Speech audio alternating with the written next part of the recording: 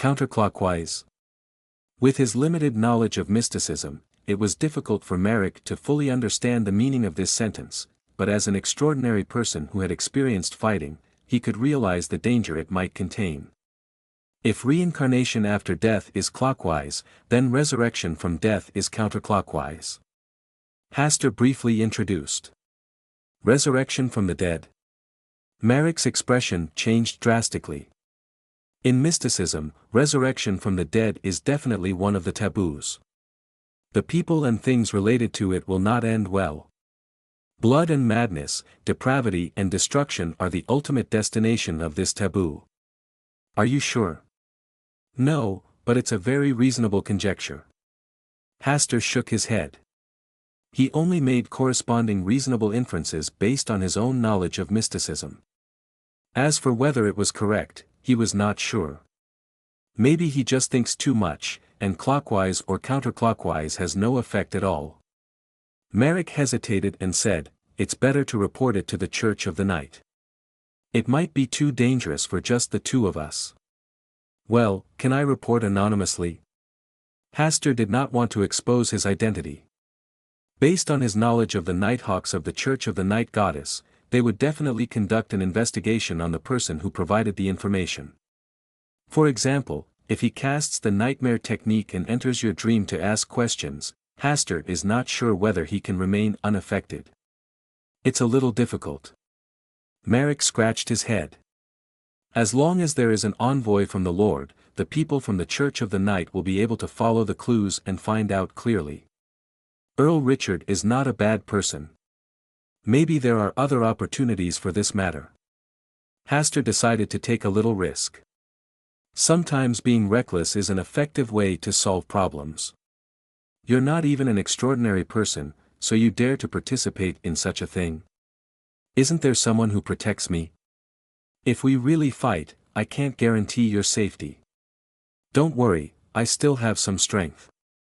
Merrick glanced at Asta's body without any muscles, and said with disgust, "I have serious doubts about this sentence." "Oh, okay, let me show my cards, I have already become an extraordinary person." He is about to face danger, and Asta no longer hides it. Anyway, he will cooperate with Merrick and the others many times in the future. "You, extraordinary? Which way?" Merrick didn't look too surprised. "Lawyer path, sequence 8 barbarian." Hastur did not directly say that it was the Black Emperor path, because many Beyonders did not know the true meaning of the Black Emperor. "Tisk, that's really fast. You nobles are really rich. It's been less than 2 months since you first went to the Brave Bar, right?" "Barbarian, you are nothing like that."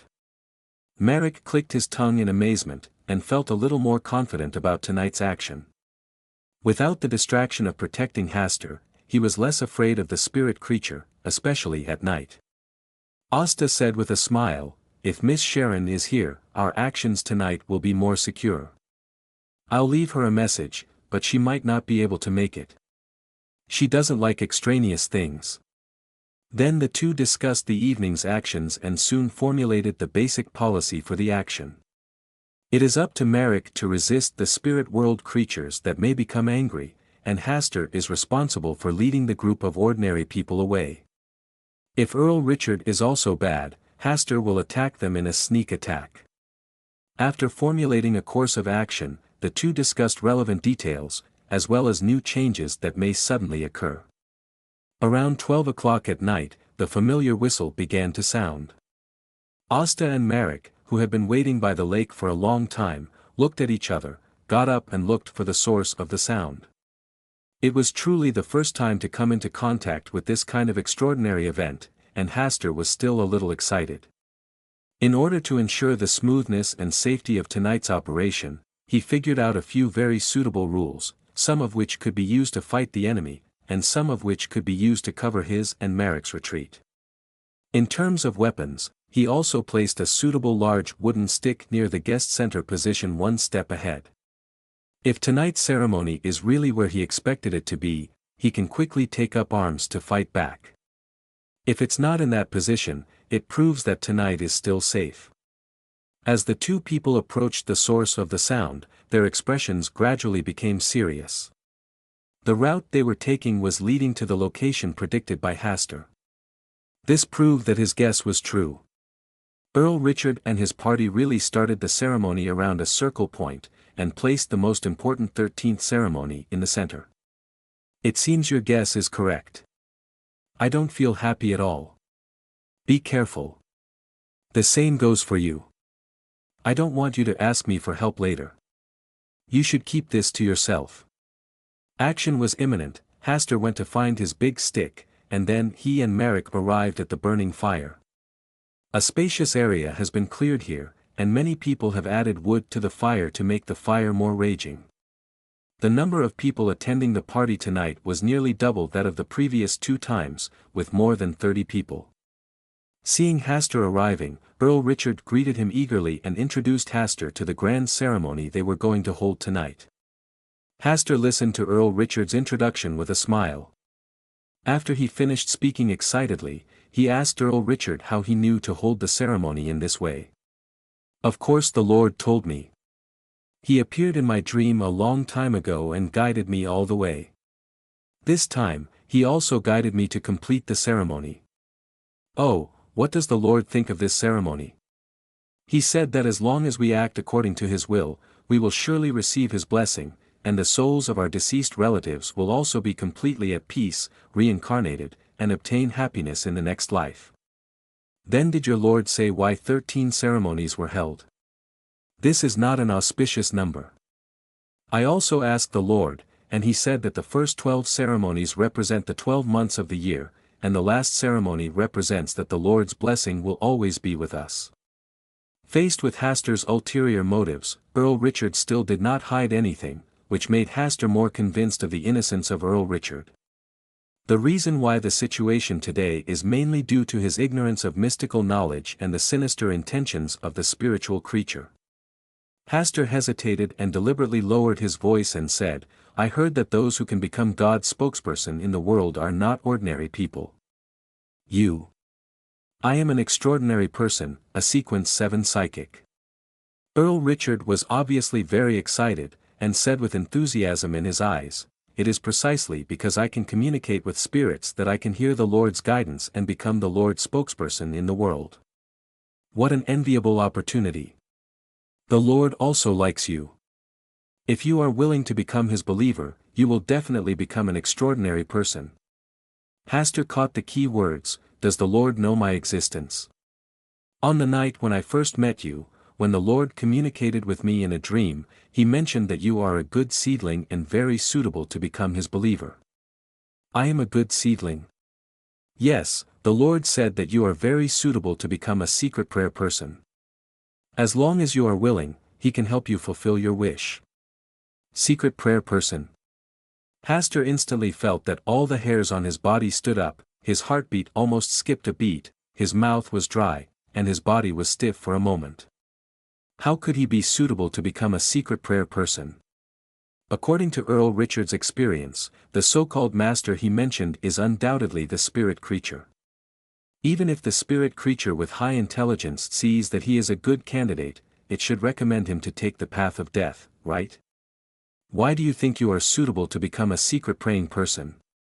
Is it really just a simple spirit creature? Or does he have characteristics related to the secret praying person path? He just doesn't know it. The secret praying person path belongs to the omniscient and omnipotent path. Could it be the power of the stars? It shouldn't be. With the status of the Hall of Stars, how could a spirit creature easily see that he has the authority of the stars? It must be other reasons. Fuck. Could it be related to Mr. A? This guy has always given him a bad feeling. He wanted to let him take the secret praying person path when they first met. At that time, he thought that Mr. A simply valued his appearance. Now think about it, there should be other factors. During this period of time, Mr. A has not appeared in his life, making him almost forget about it. Is Mr. A hiding in the dark and spying now? Asta felt his scalp tingling and goosebumps all over his body. He didn't dare to look around casually, lest he suddenly meet Mr. A's gaze and scare himself. Maybe he was just overthinking. This highly intelligent spiritual creature might know what kind of organization the Aurora Club is, so he thinks that his appearance is suitable for becoming a member. Mr. A should be busy holding an extraordinary party at this moment. How could he come to such a remote place because of him? Besides, the time doesn't match. It has been 12 days since Earl Richard held the first ceremony, and he hasn't met Mr. A at that time. Mr. A should not be involved in this tonight. Asta thought a lot, and the fear and worry in his heart gradually eased. Seeing that Asta remained silent for a long time, Earl Richard asked with concern, "Are you feeling uncomfortable? Your face looks a little strange." Asta forced a smile and said, "I just felt flattered for a moment." "Don't worry too much, the Lord values every believer equally." Earl Richard explained, "The Lord likes newcomers very much. When each newcomer appears, he will guide them on an extraordinary path suitable for them. Some people are suitable for audiences, some are suitable for sailors, some are suitable for lawyers, and some are suitable for eulogists." Asta's forehead flashed with black lines. "Why didn't you say it first for such a big thing?"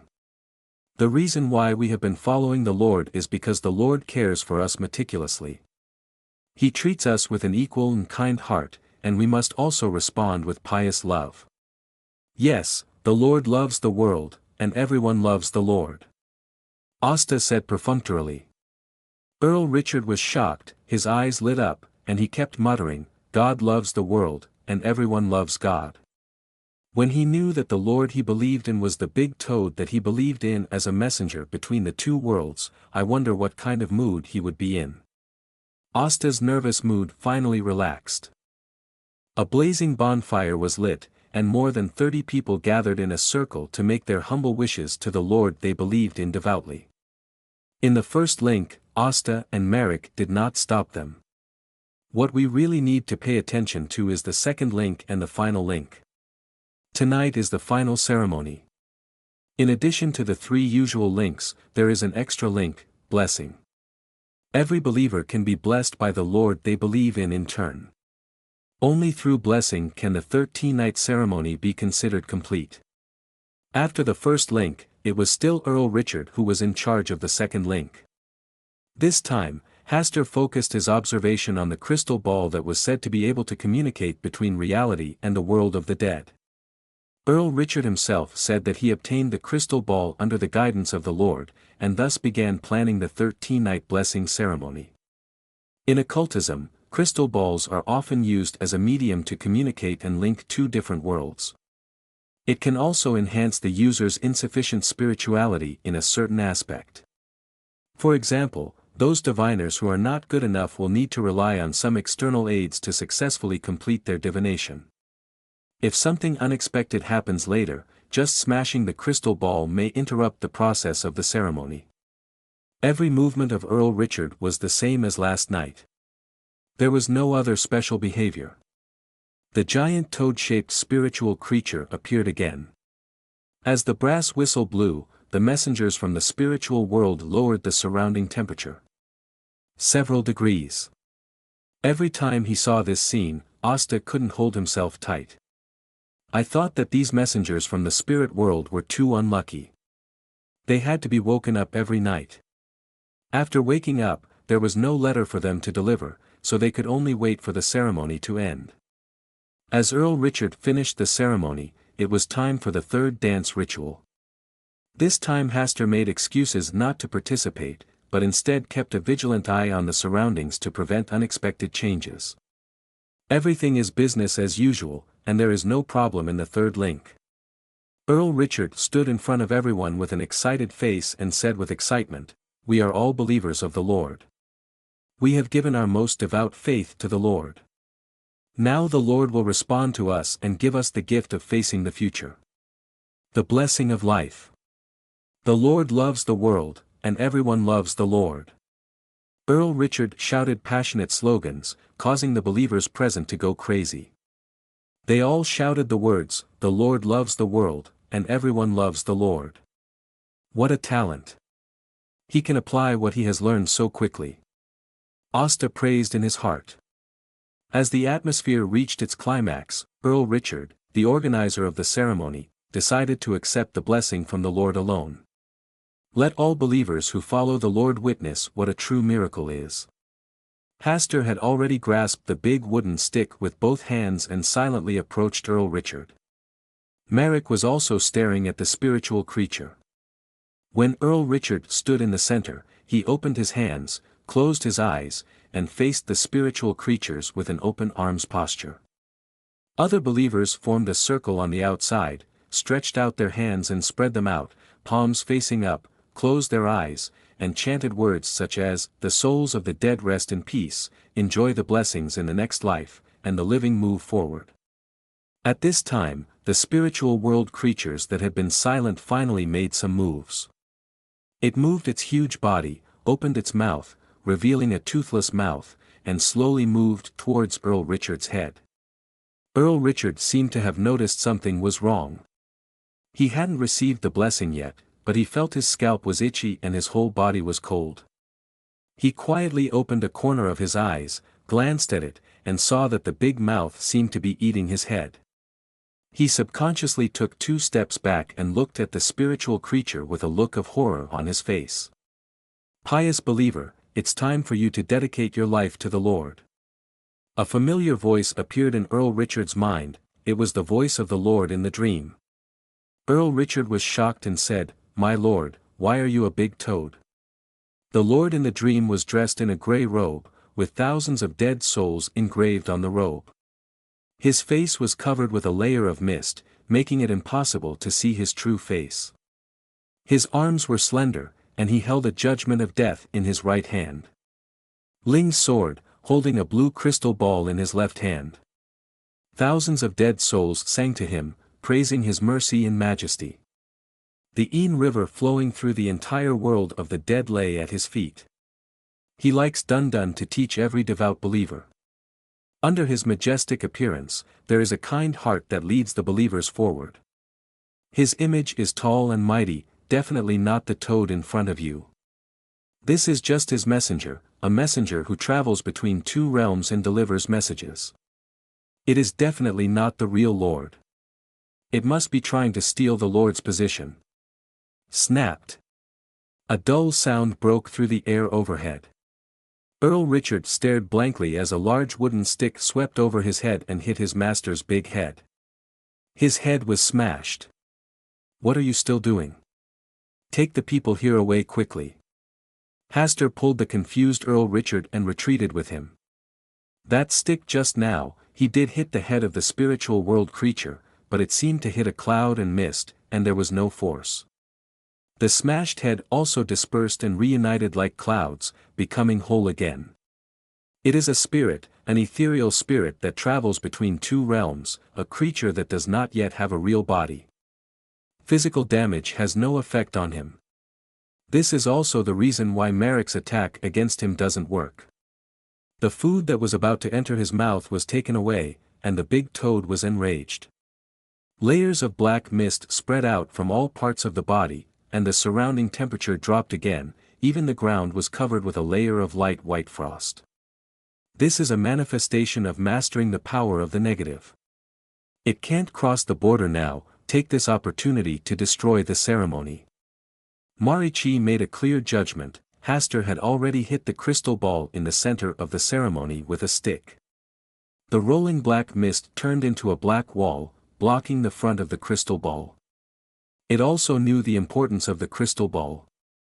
At the same time, the black mist that continued to spread in all directions. Soon, those believers who still didn't know what was happening were soaked in the black mist, their eyes were instantly dull, and their bodies were swaying, like zombies. Zombie? Marichi knew very well how to deal with this kind of situation. He turned into a werewolf, and he was very fast. He shuttled back and forth in the crowd, knocking them out with 1 claw each. Even if the believers were not affected by the black mist, Merrick knocked them out to prevent them from making trouble later.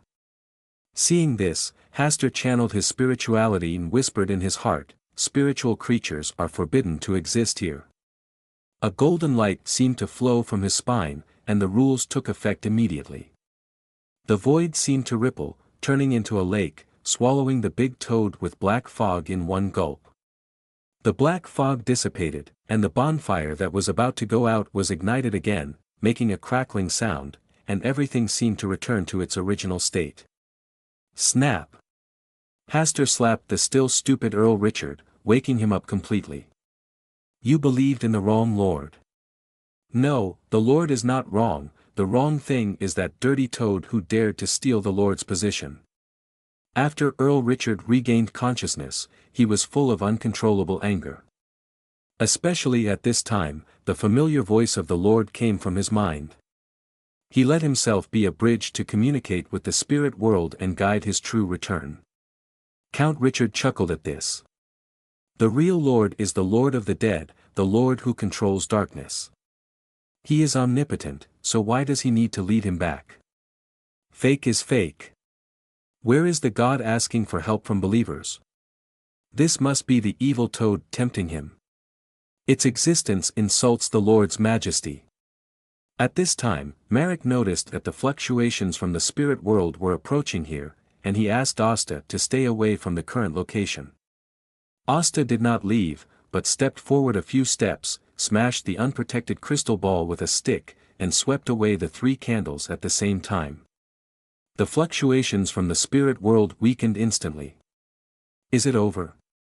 Marek carefully sensed it and scanned the surroundings several times to confirm that there was no other abnormality. But the temperature here was still so cold, and it did not return to normal at all. He quickly turned on the spiritual vision and scanned the surroundings again. I saw that Earl Richard was gradually changing. Behind him, the toad-like spirit creature was lying on his back with its limbs, and its huge belly was bulging, as if it was brewing something. This should be the backup plan left by the spirit creature on Earl Richard. Open the spiritual vision. It's on Earl Richard. Asta opened the spiritual vision as he said, and slapped Earl Richard again, saying in a deep voice, if you don't want to die, stick to your reason. Earl Richard also heard Marek shouting. After being slapped by Asta, he took a few deep breaths and suppressed his anger. Although he was not proficient in mystical knowledge, he also knew that this kind of evil creature liked to feed on people's negative emotions to accelerate their growth. His anger just now was the nutrient it needed most. Your existence has defiled the Lord, and I will sentence death on behalf of the Lord. Earl Richard's voice was very cold, his expression was stern, and he slowly closed his eyes. He is also an extraordinary person.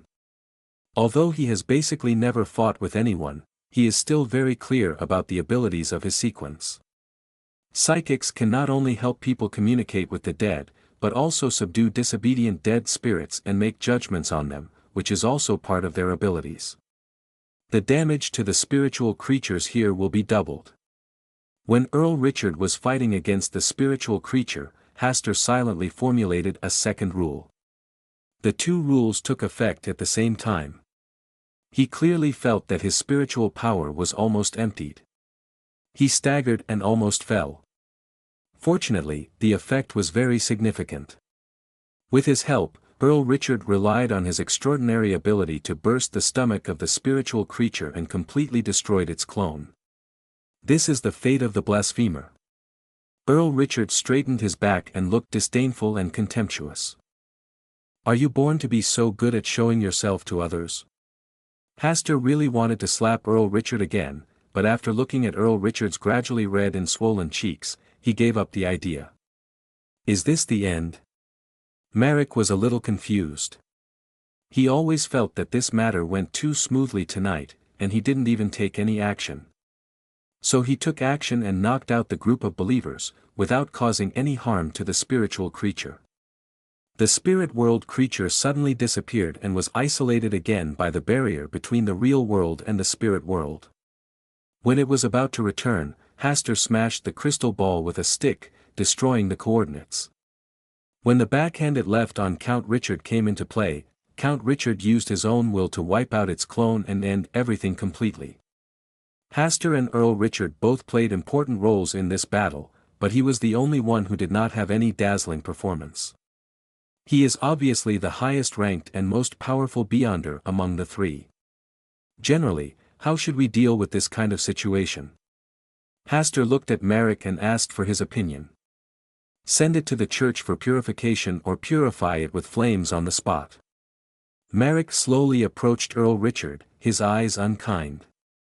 The matter was resolved so quickly tonight, which makes people wonder whether the spiritual creature still has something left in Count Richard's body.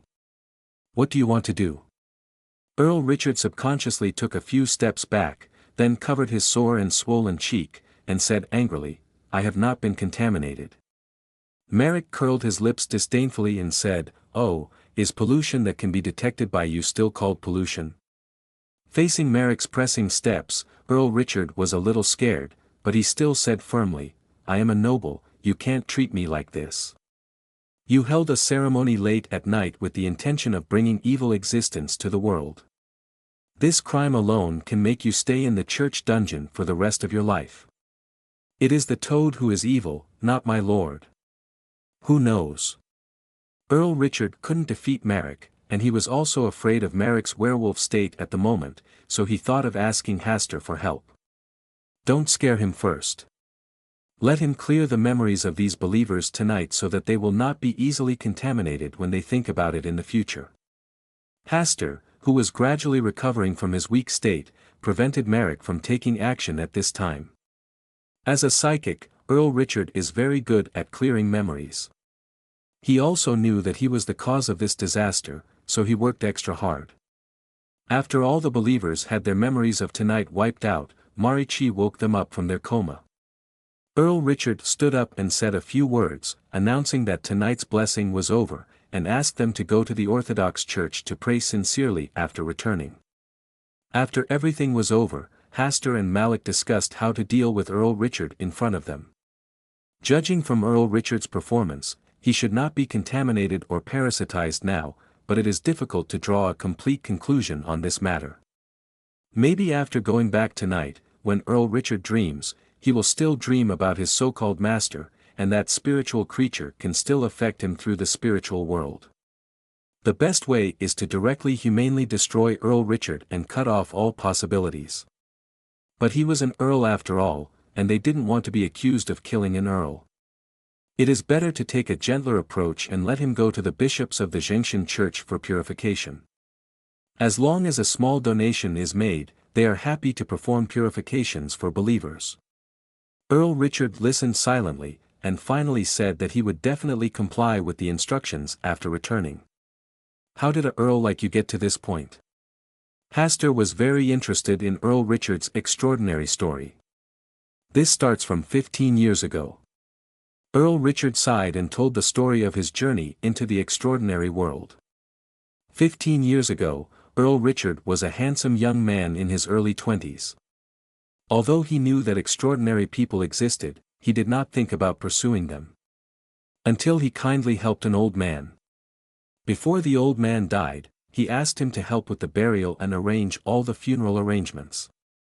In order to repay his great kindness, the old man gave him a booklet, which contained 3 potion recipes, what to pay attention to in each sequence, and a lot of extraordinary knowledge. He couldn't hold back his curiosity, so he prepared the magic potion and successfully became an extraordinary person, a sequence 9 corpse collector. According to the booklet, if you want to advance to a higher order, you must learn to be a real corpse collector. He doesn't know much about these mystical knowledge, and as a noble, it's hard for him to be a taboo corpse collector. Only when he came to live in a suburban manner would he go to nearby villages and occasionally try to collect corpses. It took him about 8 years to experience the wonderful feeling recorded in the booklet, so he took the magic potion and became a sequence 8 gravedigger. It was not until last year that he became a sequence 7 psychic. It was when he became a psychic that he heard the voice of the Lord. Following the Lord's guidance, he summoned the Lord's messenger, the toad creature from the spiritual world, through a ritual. Then we developed new believers step by step until now. Regarding the ceremony, this is already the 3rd large-scale ceremony he has held. There were no abnormalities in the previous 2 ceremonies, and he and the believers could indeed feel the blessing from the Lord. It was a very warm feeling. After each blessing, he would be full of energy and vitality, and some minor illnesses could be cured. Because of this, he would firmly believe in the Lord. Have you ever thought that the Lord who guided you at the beginning was the toad messenger? Marek couldn't help asking. Impossible. Count Richard answered very confidently, disdainfully, how could such an ugly creature be the Lord? It must have wanted to steal the Lord's position while the Lord was not paying attention. Not only did it want to disguise itself as the Lord, it even pretended to be the Lord's voice. If I catch it, I will definitely skin it and roast it on the grill. Asta narrowed his eyes. Grilled bullfrogs, sprinkled with a lot of seasonings, are absolutely delicious. Marek looked at Count Richard as if he was a madman. Do you know what kind of existence spiritual creatures are? Aren't spiritual creatures also living things? Can't they be killed? It was difficult for Marek to talk to this earl who lacked knowledge of mysticism. Thank you both for your help tonight, which has saved my lord's divine power from being desecrated. I am willing to pay a thank you gift within my ability. Before leaving, Earl Richard mentioned the thank you gift, and Asta and Marek looked at him with a much kinder look. A good noble is one who knows how to repay a favor. Earl Richard paused and said awkwardly, my understanding of the extraordinary world is limited, and there is nothing special, only some gold pounds and a little land. I know these things are tacky, but they are the best thank you gift I can give at the moment. Some gold pounds? A little land? This is a new way to show off wealth. Asta sighed in his heart. He likes these tacky things now. If Earl Richard really gave him a seal, he would not dare to use it. Marek had the same feeling as Asta. He coughed twice and said, we believe in the sincerity and generosity of a noble. Is a thank you gift of 1,000 gold pounds okay? Earl Richard looked uneasy, thinking that this thank you gift was too cheap compared to his status as an earl. But he has spent a lot of money recently, and he has not managed the plantation much, so the income is much less than in previous years. He is not good at investment, and he does not have much cash available at present. 1,000 gold pounds, that is 500 gold pounds per person, which is also a considerable fortune. Neither Asta nor Marek refused the thank you gift that was delivered to their door. Until Earl Richard said it was 1,000 gold pounds per person, they sighed that he was worthy of being an earl, that is, he was rich. Earl Richard must not have brought so much money with him, so he asked Asta and the others to follow him to the manor as guests and presented the thank you gift at the same time. Asta did not agree to the guest thing. He asked Marek to accompany Earl Richard back to the manor to get the money, and told Marek to be careful. His spiritual power was basically exhausted tonight, so he dared not take any more risks. After seeing off Marek and Earl Richard, Asta also prepared to return to the lake, resting while waiting for good news from Marek. Carrying a big wooden stick, he returned to the lake along the original path. Not long after he sat down to rest, he heard a voice coming into his ears. If there is such a thing again in the future, you can call me. Miss Sharon, have you been nearby tonight? Yes. Under the hazy moonlight, Sharon lightly fell from the top of the tree opposite Asta, separated from him by a bonfire. Even in such a dense forest, there was no grass or branches on her body, clean and spotless. Okay, if I encounter such dangerous things again in the future, I will definitely inform Miss Sharon in advance. No, I'm talking about the opportunity to earn 1,000 gold pounds. Asta put away his gratitude and his eyes became complicated. It turned out that Miss Sharon was also very poor. Sharon did not speak, but just looked at Asta quietly, and then moved his eyes to the campfire. In the light of the fire, her face seemed a little red. Asta wiped his eyes gently and looked again, only to see a calm face without any waves. Was the scene just now an illusion? Has Miss Sharon has been supporting us in the dark tonight? Asta changed the subject. At first, she was, and then she met an extraordinary person with bad intentions. There are actually other people peeping in the dark. Asta frowned and asked, does Miss Sharon know the identity of that extraordinary person? He didn't conflict with me, but just confronted me from a distance. He didn't leave until you dealt with the spiritual creature. Sharon thought for a moment, and then said calmly, he should be a secret praying person, and he might be a member of the Aurora Society. Aurora Society? Could it really be Mr. A? Asta's heart trembled, and he felt a cold sweat on his back. Why did Mr. A appear here? Did he come here specifically for him? Or was this ceremony related to the Aurora Society? Many small question marks popped up in Asta's mind, and the more he thought about it, the more scared he felt. If Miss Sharon didn't show up tonight, would Mr. A attack him? Do you know the identity of the person in the secret? Sharon could tell that Hastur had something on his mind. It's just a guess. I wonder what Miss Sharon knows about the Aurora. Crazy people, a bunch of crazy people who don't want their lives. It's an apt description. It seems that Miss Sharon has also dealt with people from the Aurora Society. Asta said with a wry smile, yes, they are all a group of lunatics, and I may have provoked them. You are a noble. It will be safer if you are in the city. Has Miss Sharon heard of Mr. A? Sharon nodded, her expression becoming more solemn. There were not many places where Backlund had extraordinary gatherings. She had heard other extraordinary people mention the extraordinary gathering organized by Mr. A, and it had a pretty good reputation. I attended an extraordinary party held by Mr. A. Hastur did not hide anything and told everything about his participation in that extraordinary party, focusing on the fact that Mr. A was inexplicably optimistic about him. Sharon listened quietly and gave her own judgment. Perhaps you have characteristics that you don't understand yet, and only people related to you can see them. Is this really the case? Hastur sighed. He had also made this guess before, but he felt it was a bit unreliable. After all, apart from the Palace of Stars, he should have no other special place. Based on the specifications of the Palace of Stars, it is obviously not possible for Mr. A to see through it. At least he has to have a king of angels to get to know each other face to face before he can feel the existence of the Palace of Stars.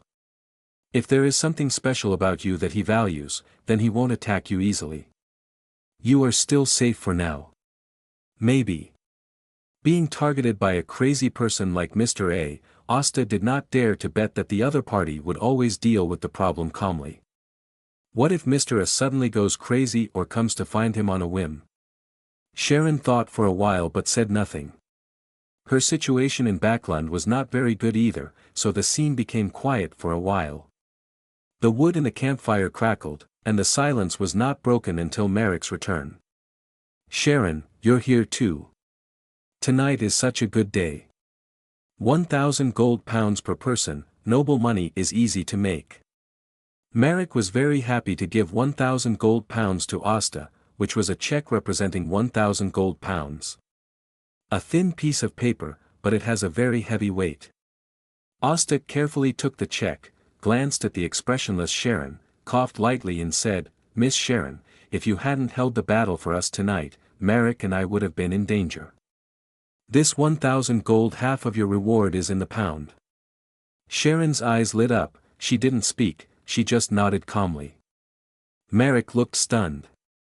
Finally, after thinking about it, he gritted his teeth and said, I'm also willing to pay half of the reward. Sharon narrowed her eyes and nodded calmly. Asta, who had been secretly paying attention to Sharon's expression, smiled secretly in his heart. He clearly noticed that Miss Sharon's breathing became a little faster for a moment. She didn't even have to ask for it, but she could get a huge reward of 1,000 gold pounds, and she didn't even do anything to the other party, so she got a huge sum of money in vain. This made Sharon look at Hastur a little more kindly. She knew that Hastur did this because, firstly, she sincerely thanked her for blocking Mr. A for him tonight, and secondly, she wanted to give herself a favor. If you need help, you can ask Merrick to notify me. Sharon thought for a moment and made a commitment. Asta smiled and said, "Okay, thank you Miss Sharon." What happened? Merrick stared blankly at the scene in front of him. He always felt that something was wrong with these two people. A week later. At the lake, a new cabin built of wood was built. The small wooden cabin had 2 windows and 1 door. People would not feel bored at all inside. In front of the door of the wooden house, there are 2 bamboo poles with a pole crossing them, with more than a dozen fish hanging from them. Outside the door, Hastur sat on a piece of bluestone, using earthworms as bait and patiently fishing in the watery lake. Also acting as a fisherman like him is Merrick and his zombie team. Although living zombies are not very intelligent, their unparalleled patience makes them good fishermen. In the 2 fishing competitions that have been held, Merrick's zombie team won both times. Hastur leisurely enjoyed the beautiful time alone in nature, but secretly sighed in his heart that such a barbarian performance was still a bit lacking. During this period of time, he tried his best not to use modern tools and lived here in a more primitive way. He also built a small wooden house on a whim. But the barbarian's magic potion digestion speed is not fast, even a little slow. This made him realize that it would be very difficult for him to digest the barbarian potion through such a performance. I need to find new ways to play. He once again summarized the barbarian playing rules and felt that his current situation was that he did not interact with the rules and order. Living in the wild all the time can only make you a savage, not a savage. The true barbarian shows his disobedient, rebellious side and faced with the inherent rules and order. To successfully play as a barbarian, you need the help of rules and order. Only in downtown Backland, in crowded places, and in aristocratic circles, the stricter the rules and order, the faster the barbarians can digest the potion. Still have to go back. Asta sighed and flicked his hand, and a crucian carp weighing about 2 kilograms was caught and was struggling. Your harvest today is not as good as mine. Merrick smiled and patted the fish basket beside him, which was simply woven with bamboo strips. There were already 7 or 8 big fish in it. I have to let you go once in a while, otherwise it would be too boring to win against you all the time, and it would make me lose any sense of accomplishment. TSK, my skills are not good, but my tone is not bad. You can't even compare to your own living corpse, so you have the nerve to mock me? While he was talking, a group of zombies all turned around and stared at Merrick, seeming to agree with Hastur's words, which made Merrick embarrassed. Just the 2 of us, within 1 hour, let's see who can catch more fish. Merrick said, pouring all the fish in the fish basket into the lake. There were too many fish caught recently, and it was impossible for him and Asta to finish them all. Come, let me show you how powerful the fishing master is. Faced with such an invitation to fight, Hastur had no reason to refuse. Just as the bet between the 2 was about to begin, Butler Neal hurriedly came through the dense forest path. Merrick swung the fishing rod, knowing that today's bet was a no-win. What happened? Is it another invitation from Earl Richard? Hastur slowly put away the fishing rod and fishing line. In the past few days, Earl Richard had been trying to invite his neighbor to sit at his manor. After being declined, he offered to visit him many times. Regarding this generous Earl, Hastur does not want the other party to know his identity for the time being, and who knows if his so-called master has met him in his dream recently. There are 2 letters, one from Mr. Greco and one from Lecturer Folan of Backland University. They are very urgent. Let me see. Hastur took the 2 letters handed over by Butler Neal, placed one on his lap, and opened the other. There was nothing serious about Greco's letter. It just asked him what he had been busy with recently and why he hadn't come back yet. At the same time, he was informed that his working week at Bavart Bank had been increased, from £10 to £15 per week. Asta had just received a huge sum of 500 gold pounds not long ago, and he was already somewhat immune to this salary increase. Put away Gleick's letter, and then open Lecturer Foran's letter. The letter is long, but has only one main message. Professor Wayne went to the Sunrise Workhouse and disappeared. There has been no news for 3 days and he needs to seek his help. Hastur's face was solemn. He stood up and told butler Neil to go back and prepare the carriage. He wanted to go back immediately. Is something really big happening? Marek cast a curious look. Well, it's indeed quite big. Are you interested in following me to the Sunrise Workhouse in the dock area? Hastur issued an invitation, and with Marek at his side, it would be easier and safer to solve the workhouse issues. If the matter hadn't been too urgent, he would have really wanted to teach Professor Wayne a lesson. If he insists on going to the almshouse, he has already told him that it is not a good place, and the Deputy Dean Bard is not a good person either. Well now, this time it is really missing. Okay, I am idle, but I have to arrange my guys first. Marek nodded in agreement and watched Asta leave. After spending this time together, the two of them have become more and more friendly, and he will not refuse anything he can help. Soon, Hastur was riding alone in the carriage. He had already told Marek the destination this time, and Marek would go there in his own way. The two made an appointment to meet at a tavern in the dock area. As for Lecturer Folen, others are already waiting at the workhouse. I didn't expect to have to go to the workhouse again. Hastur has always been wary of the Sunrise Workhouse. The last time he visited the workhouse, he noticed something weird there. It's just that at that time, he was just a Sequence 9 lawyer. He didn't have much ability to protect himself and didn't dare to investigate too deeply. This time with Marek as his companion, and his Sequence 8 self, he should be able to completely solve all the problems in the workhouse. Hastur slowly closed his eyes and began to deduce in his mind the various possibilities of the abnormality in the workhouse. According to the news he received, Dean Don, who escaped into the secret passage, was dead, holding a box of gold coins in his arms when he died. After investigation, the police believed that Dean Don was too afraid of being scared to death. He did not believe this statement. Dean Don is most likely to be silenced, just like old Jeff before. They all died because they knew too many secrets. The person who can do all this behind the scenes is most likely Vice Dean Bard. And Dean Don's dream about planting gold coins and growing a golden tree may have a deeper meaning.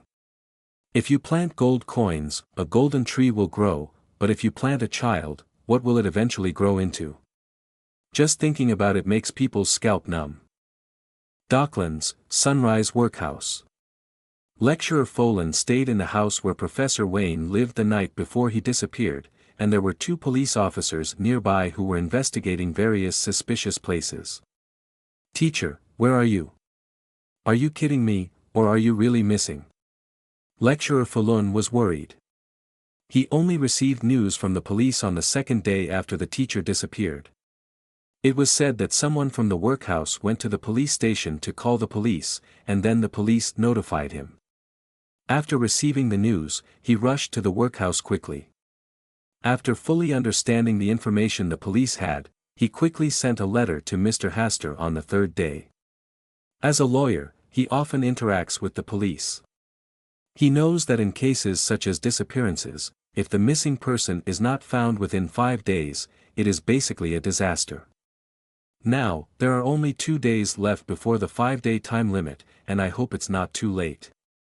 The sun was setting in the distance, and darkness began to cover the entire workhouse. Several police officers responsible for the case left 2 police officers to investigate in the workhouse, while the other officers went back to rest first. At night, the night breeze was slightly cool. Lecturer Fuluin stayed alone in the room, locked the door, and did not dare to go out at will, for fear that he would suddenly disappear accidentally. Boom! Boom! Boom! There was a knock on the door, and Lecturer Fuluin in the room immediately stood up from the bedside, holding a silver-plated cane tightly, staring in the direction of the door with caution and panic. Trying to calm down, he said with a trembling tone, Who is outside? Boom, boom, boom. The other party didn't speak, and there were 3 more knocks on the door, making Lecturer Fuluin tremble and uneasy again. He was even more afraid to open the door. When he wanted to call out, someone outside said, "Lecturer Falun, it's me, open the door." "Is this voice Mr. Hastur?" Lecturer Falun's tense spirit relaxed, he took 2 rough breaths and hurriedly opened the door. Outside the door, besides Mr. Hastur, there was another person, a man with a pale face and cold eyes. "Mr. Hastur, you are finally here." Lecturer Falun was about to cry with joy.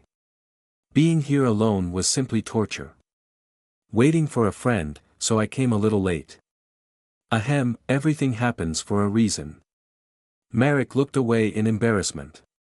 He came 2 hours later than the expected rendezvous time. "Come in first, and we'll talk after we close the door." Lecturer Falun stepped aside and waited for Hastur and Marek to come in before closing and locking the door. Asta sat on the edge of the bed and said solemnly, "I have obtained the basic information from the police. I would like to know if Professor Wayne has mentioned anything to you in advance. 5 days ago, when my teacher and I were discussing the law at home, he once said that he wanted to come to the Sunrise Almshouse to take a look and see if everything here was developing in a good direction under the leadership of Vice President Bard. Only in this way." Hastur frowned slightly. "The teacher is a very decisive person.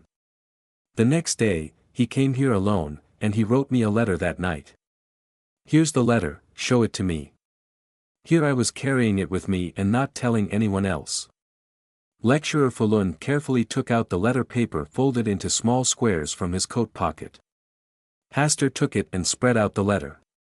Marek came over and started reading. "Falun, my good student, I am now writing to you in the room of the Sunrise Workhouse, by the dim light. A lot has changed here.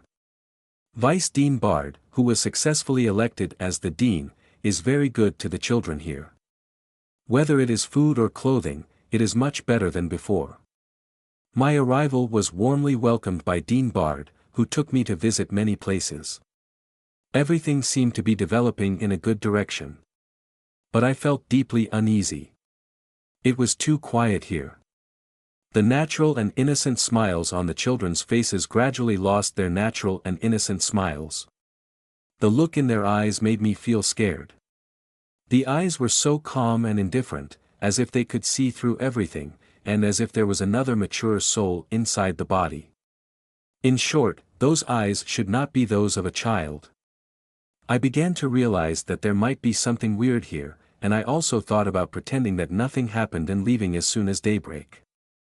"Falun, my good student, but you should know my character, I will not leave easily, even if it may require fighting. Well, what I'm saying is that if the situation changes, you should ask Hastur for help. He should know how to solve the problem."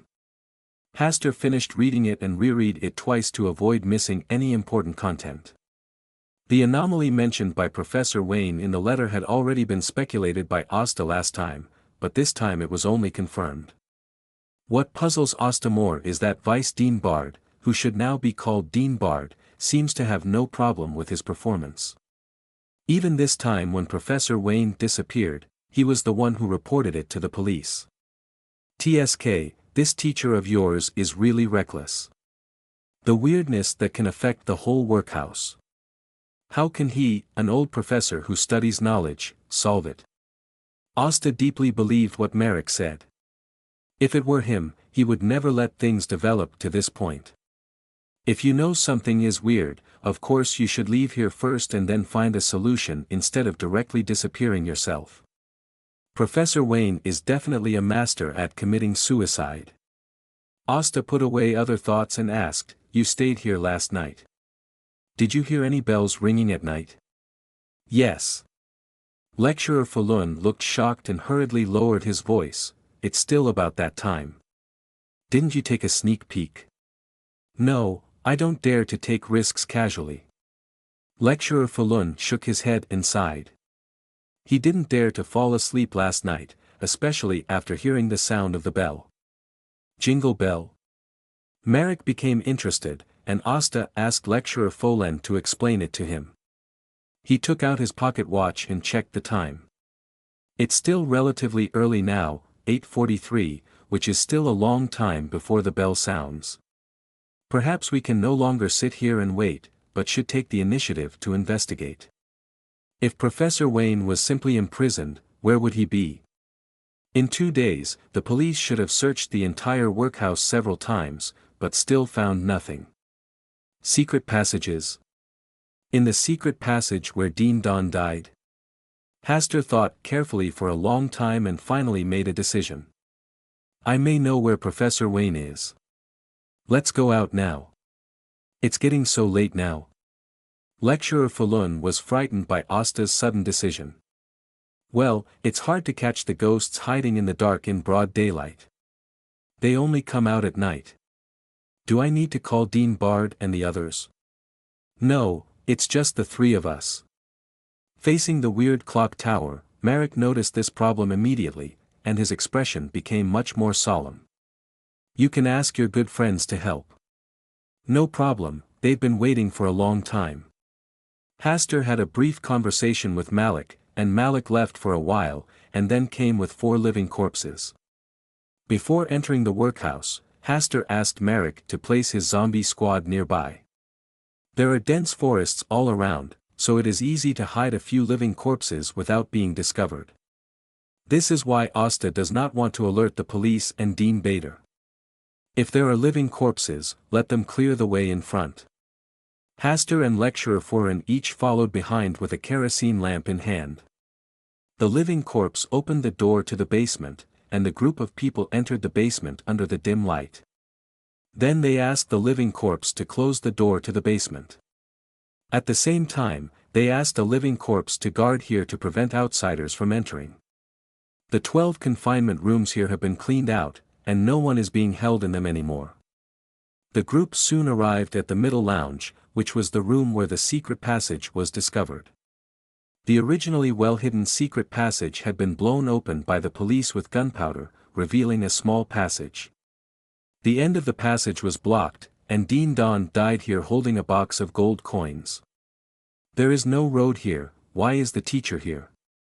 Lecturer Falun asked his doubts. Hastur approached a wall with a kerosene lamp, and the dim yellow light illuminated the dark stone wall. He observed it for a while and said, "Don't you think this secret passage is too short? Building such a short secret passage means nothing except hiding a few people. There is a secret room inside the secret passage." Lecturer Falun's breathing suddenly became rapid. Such a wonderful plot in an adventure story was being played out in front of him at this moment. So he was also a protagonist in the adventure story. The secret passage connects the secret room. This is a very reasonable guess. Let me try. Hastur stepped aside, and Merrick looked back and forth several times, and asked his living corpses to tap on the surrounding walls, as if they were sensing something. Something's wrong here. After several attempts, Merrick finally found a relatively weird place. The stone walls here are very cold, much colder than the surrounding stone walls. Ordinary people can't detect this temperature difference, but he can. Can you break it open? You should be stronger than me now, right? Merrick turned to Hastur and motioned for him to try. The power of the living corpse is not small, but Hastur, who is in the barbarian sequence, is even stronger. There are no suitable weapons here. Without a suitable weapon, Hastur did not want to use his fists to punch a stone wall. Merrick had no choice but to let his living corpses work harder. He picked up the exploded rocks on the ground and threw them at the stone wall. Boom boom boom. After dozens of hits, a hole the size of a head was really made in the stone wall. A disgusting, foul smell wafted out of the dark cave. This is the smell of a severely decomposed corpse. Merrick was most familiar with this smell, so he quickly put the living corpse in front and asked Hastur and Lecturer Foran to retreat to a safe area behind. Lecturer Folan exclaimed, "There really is a secret room.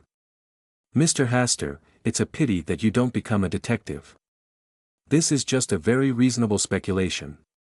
Hastur would not say that he had a glimpse of the fate before arriving at the workhouse. The place where fate is revealed is a stone wall, right here. Bang, bang, bang. The zombies picked up stones and smashed the nearby stone walls along the edge of the hole.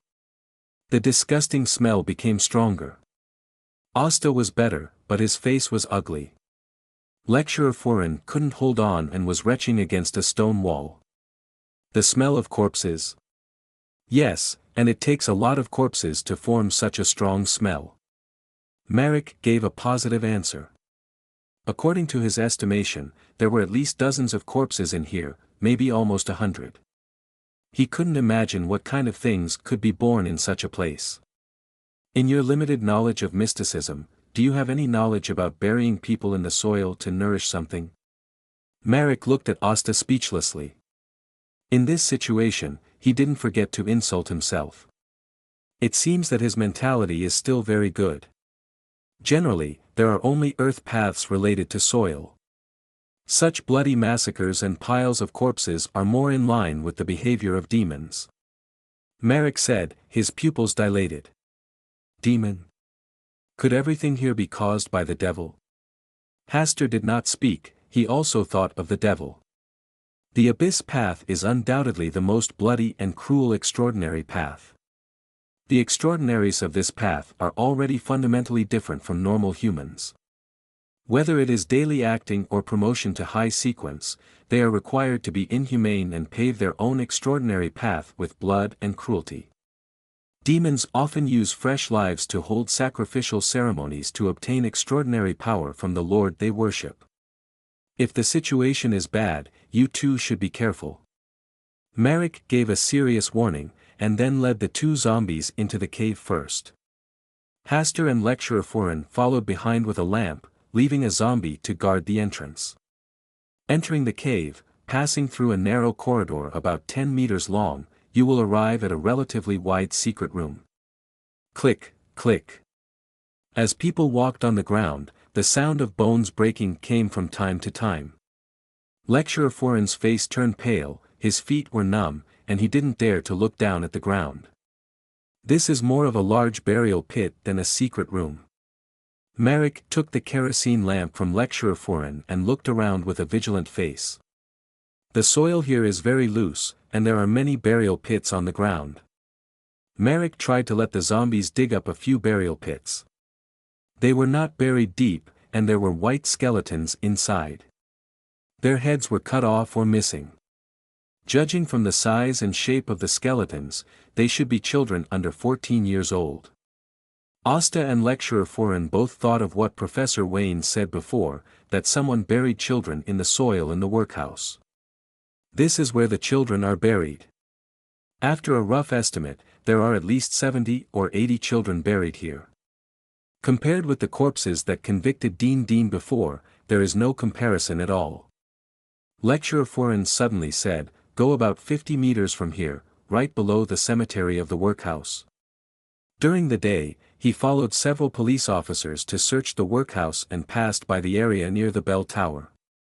What impressed him most was the cemetery not far from the bell tower. Marichi stopped and asked in surprise, "Are you saying that someone moved the bodies in the cemetery here to bury them?" "If the distance is not far," Lecturer Furin said, and suddenly felt a chill all over his body. He couldn't help but move closer to Asta and held the lamp wall of the kerosene lamp with his hand. The warm feeling relieved a lot of panic in his heart. Asta secretly rubbed his fingers, opened his spiritual vision, scanned a few times, frowned, and said in a deep voice, "Merrick, generally speaking, when so many corpses gather together, shouldn't their spirits after death also stay here?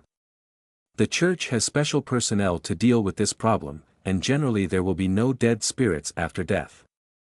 What if there are no church personnel to deal with it? Then there will definitely be." Merrick's expression suddenly changed. Holding the oil lamp, he quickly approached Asta and Lecturer Furin, and asked the two zombies to be careful. When he came to Asta, he lowered his voice and said, "Their spirits after death were eaten by something. Devil's sacrifice." Merrick can now be sure of this. In this dark environment, perhaps something has been eyeing them in the dark. Leave here first, and dig directly from the cemetery to bring in the sun tomorrow. Asta's face was also solemn, and he walked towards the entrance with lecturer Foreign. At this time, a bell sounded in the depths of the darkness. Ding-ling-ling. Ding-ling-ling. The sound was urgent and was gradually approaching here. Squeak. Something seemed to be opening its mouth in the darkness, revealing its fangs. Bang. The zombie responsible for guarding the front encountered a huge force and was directly slapped out and hit the wall. Go. It's coming. Merrick shouted, asking Asta and lecturer Foreign to leave here quickly. They quickly entered the narrow corridor and gradually approached the entrance with the dim light. Bang. Another dull sound sounded in the darkness. This time, Merrick used the kerosene lamp in his hand to vaguely see the appearance of the thing. Fuck. Merrick's face turned green and he cursed a swear word, but Asta didn't hear what he said. They quickly passed through the 10-meter corridor. Lecturer Foreign walked out of the entrance and took a look at the zombies still guarding here. His nervous mood was slightly relaxed. Take off your shirt. Give it to me. Asta said, and lecturer Foreign immediately did as he was told, taking off his shirt and handing it to Asta. Asta smashed the lamp wall of the kerosene lamp and lit the shirt worth 1 gold pound and 4 sols. The blazing flames ignited, and Asta waited for Merrick to withdraw and threw it into the corridor. The bright fire illuminated the corridor, which was not long, and also clearly illuminated the things that had been following. The head, a fresh and tender head, they merged into the head, back, and body of a creature like a black panther. The creature was covered with black hair, about 2 meters tall and about 3 meters long. At this moment it was showing its fangs shining with cold light, and saliva was dripping from the corners of its mouth. A string of bells with a dark yellow luster was ringed around the neck of this creature. The ding-ling-ling sound just now came from this bell. Hastur recognized 2 of the heads, one was called Amy and the other was called Simon. These were the 2 children who were caught shaking the bells one after another in the middle of the night when they came to the workhouse last time. Unexpectedly, they were already dead, and they turned into such terrible monsters. Now, many problems can be explained. The bell that truly possesses extraordinary power is the one hanging around the neck of this monster. The bell that Amy and Simon shook was just an ordinary bell. The meaning of shaking that bell was to notify the monster that this child was the chosen sacrifice and could go hunting. The demon lurking in the workhouse deliberately threw the string of bells on the road that the children must pass by, to see who was lucky enough to pick it up, and who couldn't help shaking the bell at night, who would be the next sacrifice.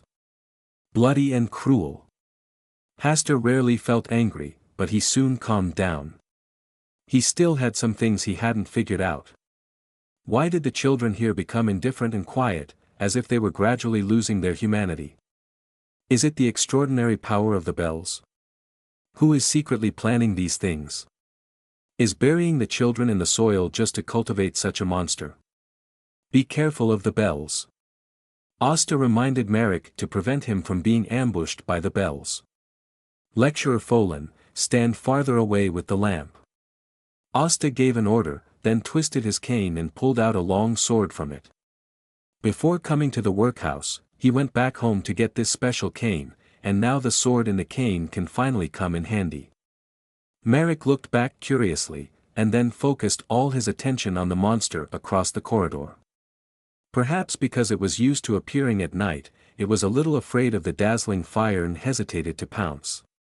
But after just a moment of hesitation, dozens of its heads opened their mouths and exhaled. The strong fishy smell accompanied by the cold wind blew along the corridor, suppressing the flames of the clothes. Don't wait for it to extinguish the flames. Asta reminded.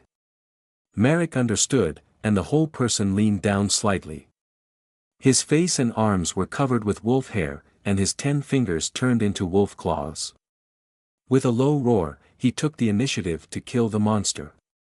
Asta followed behind with the sword and the staff in one hand and the kerosene lamp in the other. In the narrow corridor, Merrick and the monster started a head-on fight, and Asta waited for an opportunity to make up the knife on the side. In the first confrontation, Marek relied on wisdom to dodge the moment the monster pounced, and at the same time, a claw scratched a bloody mark on the monster. Asta squatted down and took the opportunity to cut the monster's leg. The sword in the staff was sharper than he expected, and just one sword almost cut the monster's bones. The monster's front legs were injured, and its body shook for a while. It screamed, and the heads on its body also let out a mournful cry. The mournful sound waves spread like ripples, and Asta and Marek's minds were affected by the sound, and their ears were shaken. For a moment, all kinds of strange feelings surged into their hearts, and the whole person began to be confused, sluggish, and unable to move. No sound is allowed here. Asta bit his lips hard, and the pain of bleeding brought him a moment of clarity, and he forced himself to make this rule. The mournful sound dissipated, and Asta and Marek were able to recover from that strange state. The monster also took advantage of the gap just now to escape a distance. It shook its head and tried to shake the bell on its neck, but it couldn't make a sound. Its eyes showed a trace of confusion, a little silly. Marek would not give it a chance. Relying on the werewolf physique, he jumped directly over, and Asta followed up, seizing the opportunity in stabbing twice. 2 blood holes were pierced through it. Although they were not big, the blood flowed and it was difficult to stop. After being injured again, the monster seemed to understand that fighting in such a narrow corridor would not be conducive to its flexibility, so it turned around and fled the corridor area. Asta and Marek would naturally not let it escape like this. Marek chased after it first, and Asta told Lecturer Furin to return along the original route first, and followed with a kerosene lamp. "Am I alone?" Lecturer Furin held the kerosene lamp and was stunned for a long time, then he carefully held the kerosene lamp and returned in the direction he came from. Before leaving, he glanced at the zombie. In the dim light, the zombie's face became more and more pale and terrifying. Looking carefully, you can find that the zombie's eyes are as black as a creepy black crystal, which is in sharp contrast with his face. He shuddered and hurriedly quickened his pace to leave. When he came to the secret door of the basement, the zombie left here could not detect his figure because it was in the dark. When the kerosene lamp light shone on him, Lecturer Furin's heartbeat stopped for half a beat, his face was extremely pale, and he was almost scared to sit on the ground. Fortunately, he remembered in time that there was a person who stayed here to guard the door before, and he seemed to look like this. "Why can't you say a word? Do you have to be so scary?" Lecturer Furin swallowed his saliva, with a face full of fear, and was very speechless in his heart. The 4 people who followed him tonight seemed like ice sculptures, without even saying a word. He tried to communicate with them, but they ignored him and just stared at him, making him feel uncomfortable. Lecturer Furin shrank back and held the kerosene lamp tightly in his hand. He didn't waste time here, as he had to go out to help. Although Mr. Asta didn't explain, he felt it necessary to ask the police for help. After leaving the bell tower, Lecturer Furin trotted all the way to the room where the 2 police officers lived and knocked on the door. As for the others, he didn't trust any of them now, especially Dean Bader. The 2 police officers were soon awakened by Lecturer Furin's knocking and opened the door. Lecturer Furin quickly and briefly recounted what had just happened. He only mentioned that there was another secret room in the secret passage in the basement, and there was a very scary monster in the secret room, but he didn't mention the abnormality of Asta and Marek tonight. The 2 police officers listened carefully, and then followed Lecturer Furin to the bell tower, entered the basement, and came to the secret passage, and indeed found an empty secret room. The 3 people carried lights and entered the secret room one after another. Lecturer Furin looked around curiously, but did not find the people who had been guarding here before. The dim kerosene lamp could not illuminate the dark secret room, and could only barely dispel the darkness around 3 meters. As they went deeper, the sound of sword blades slashing rang out, and the 2 police officers took out their handguns and walked forward carefully. Faintly, a small group of dim light from the kerosene lamp appeared in front, which was the source of the sword sound. It was Mr. Asta. Walking closer, Lecturer Foreign barely recognized Asta's figure by the light. He shouted excitedly and signaled the two police officers not to shoot casually to avoid accidental injuries. In the dim light, every time the frosty sword blade slashed, a head fell to the ground. One of them rolled in front of the three people. It was a child's head. His face was covered with blood, his eyes were open, and his teeth were exposed. It was very scary. The two police officers were startled and quickly raised their pistols, aiming at Asta, who was constantly waving the sword, and shouted at the same time. "Baron Campbell, please stop your ridiculous behavior first, otherwise, we will shoot. Don't get too close for the time being."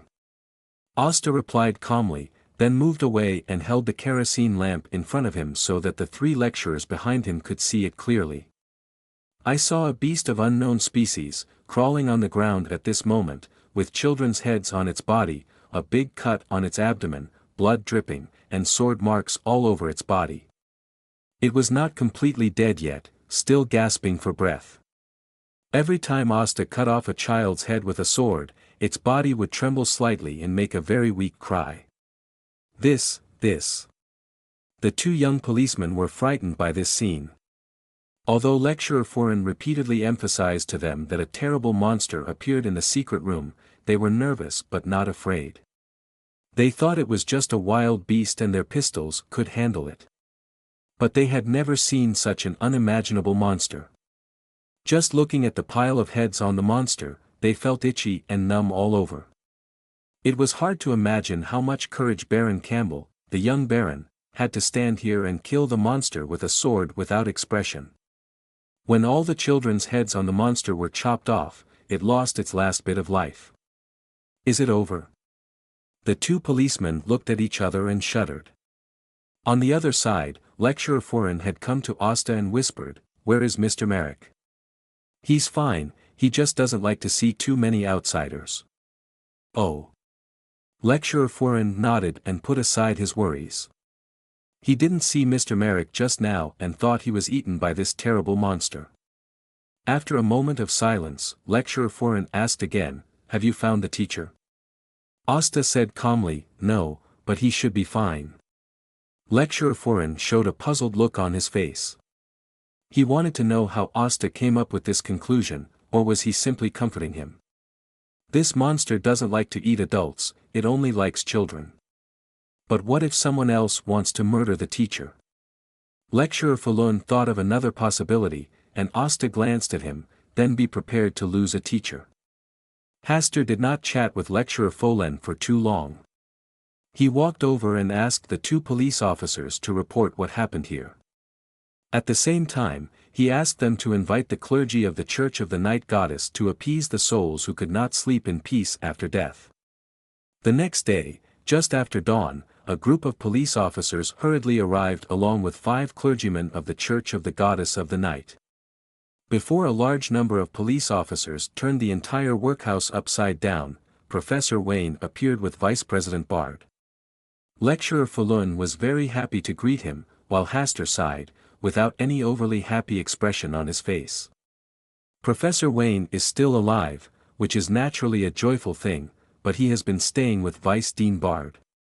If he guessed correctly, Professor Wayne was really in danger this time, and it was a life-and-death crisis.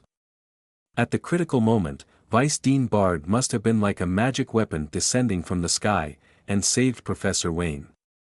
After that everything fell into place. The secret room was discovered, the monster was killed, and the cause of the death of the children could also be attributed to the dead Dean Don. It was precisely because Dean Don died and no one could control the monster that what happened last night happened. Vice Dean Bard, who saved Professor Wayne and had an alibi and motive, could naturally take this opportunity to sever all ties. In this way, all the hidden landmines in the workhouse will be removed, and a new era for Dean Bard will begin. This is a pretty good script. Well, yes, this is just a script arranged by someone. While Haster was thinking, Professors Bard and Wayne cast their eyes over. One is curious, the other is embarrassed. "Asta, you are indeed my most proud student." You can always use your courage and wisdom to solve all problems in times of crisis. Professor Wayne walked over with a smile and wanted to give Hastur a close hug, but Hastur held out his hand to block it. Professor Wayne, as a teacher, you disappeared twice in the same place. How can you set a good example for us students? Don't you know that too reckless behavior can make others worry? Professor Wayne had an embarrassed and ashamed expression on his face. Before he could say anything, Hastur stepped forward, hugged Professor Wayne gently, winked and smiled, "Welcome back, my teacher." Lecturer Folan on the side couldn't help laughing. Professor Wayne also had a helpless smile on his face, and Bard looked away. What happened next turned out exactly as Hastur expected. Dean Don, who is dead, bears all the blame for this bad case. Hastur said nothing about this, and left the workhouse with Professor Wayne and Lecturer Foran under the watch of Bud. That night, a letter of report was sent to the Church of the Goddess of the Night. What do you think of this report letter? Using children as sacrifices and feeding evil monsters is indeed consistent with the behavior of demons. I think we should investigate. I heard from church members in the dock area that something like what is recorded in this letter did happen in the Sunrise Workhouse recently. The authenticity can be guaranteed. Hidden so well, he is indeed a devil known for his cunning. Leave it to the Nighthawks. Act quickly. We'll set off tonight. You can bring sealed objects with you if necessary. Can you find out who wrote this report letter? It's been found out, Hastur Campbell, a young and promising baron. At sunrise in the almshouse, Bud stood on the third floor, looking in the direction of the bell tower, with a hint of ridicule on his lips. A bunch of idiots didn't even think about how they could quietly cause so many things in the workhouse with that stupid pig's IQ. Professor Wayne is also a good person. He always appears in the workhouse when he needs it most, allowing him to escape safely with his help. His strong sense of justice helped a demon escape trial. Will he collapse when he knows the truth? Bard was very satisfied with the script he had written. The real devil should be as cunning and profound as himself. For some reason, the figure of the young baron appeared in his mind at this time. Obviously I didn't detect any dangerous aura from him, but I always felt that he was a little weird. Am I too worried? Bud murmured, looking at the dark night in front of him. His eyelids suddenly twitched wildly, his whole body seemed to be struck by lightning, his cerebral cortex itched crazily, and an unprecedented sense of danger came over him. Without any hesitation, he jumped directly from the third floor, preparing to abandon his identity as the new director of the workhouse and stay away from this place completely. There was a click. It seemed like the sound of something breaking. When Bud saw that he was still on the third floor, his expression suddenly changed. Nightmare, the Nighthawk of the Church of the Night. Damn it! Where did I expose my flaw? He had no time to think about it because he was already surrounded. At night, Hastur looked in the direction of the Sunrise Workhouse in the dock area and murmured, "I will also write a script for you, which should be enough to bring this story to an end." The next day, Asta went to the Bavart Bank. In the letter, Greco specifically mentioned that his weekly salary had been increased by £5 and asked where he was. The implication was to ask if he had time to come over and reminisce. After settling the matter between Professor Wayne and the workhouse, in order to avoid being visited by the Nighthawks, he had to go to the night church and pray devoutly. The two things happened to be done together. He came to Bavart Bank and found the Harley manager, and he confirmed that his weekly salary had indeed been increased by £5. Then he took a carriage to St. Samuel's Church, where he prayed silently for half an hour under the gaze of the priest, and then donated 2 10-gold-pound notes into the donation box. After leaving St. Samuel's Church, it was already 12 o'clock at noon. Greco arrived after finishing what he was doing. After a while of pleasantries, Greco asked about Hastur's current situation. "I have heard about what happened in the dock area. If we encounter such dangerous things in the future, we should let the church directly handle it. Professor Wayne is an excellent and competent teacher and I need to contribute to that." No matter how good the teacher is, it is not as valuable as your own life. There are many ways to solve the problem. A qualified noble will not take risks easily. Well, I will stay in the West District recently and will not go out easily. Greg has been very busy recently. After inviting Haster to have a meal, he went to deal with things again. Looking at his hurried pace, Haster knew that a change in the Lone Kingdom was about to begin. At 8 o'clock in the evening, Haster arrived at the Brave Bar, where Merrick was already waiting in the billiards room. After closing the door, 2 living corpses stood guard on both sides to prevent irrelevant people from entering. Here, your guess is right, this is indeed a sealed artifact. Merrick threw a bell over, and Asta caught it smoothly, spread it on the palm of his right hand, looked at it twice and said, "What specific effects and negative effects does it have?" This bell was what he and Merrick pulled off the monster last night. In order to avoid trouble last night, he asked Merrick to leave with the living corpse first, while he stayed alone to deal with the aftermath. It has 3 main abilities. The first is that it can create a silent space and prevent the spread of sound. The second is that it can expand the scope of influence of the rules, which is very suitable for arbitrators and lawyers. The third is that it can confuse people's minds and make people deeply trapped. It's hard to extricate yourself from it. Its negative impact is as you have guessed before. If you wear it for a long time or hear its voice for a long time, you will gradually lose your mind and lose your mind. Over time, you can completely lose all emotions. Don't shake it casually except at critical moments. As long as it doesn't make any noise, its negative impact will be very small. Merrick explained the bell's abilities and negative effects one by one. This was the answer he came up with after consulting Sharon.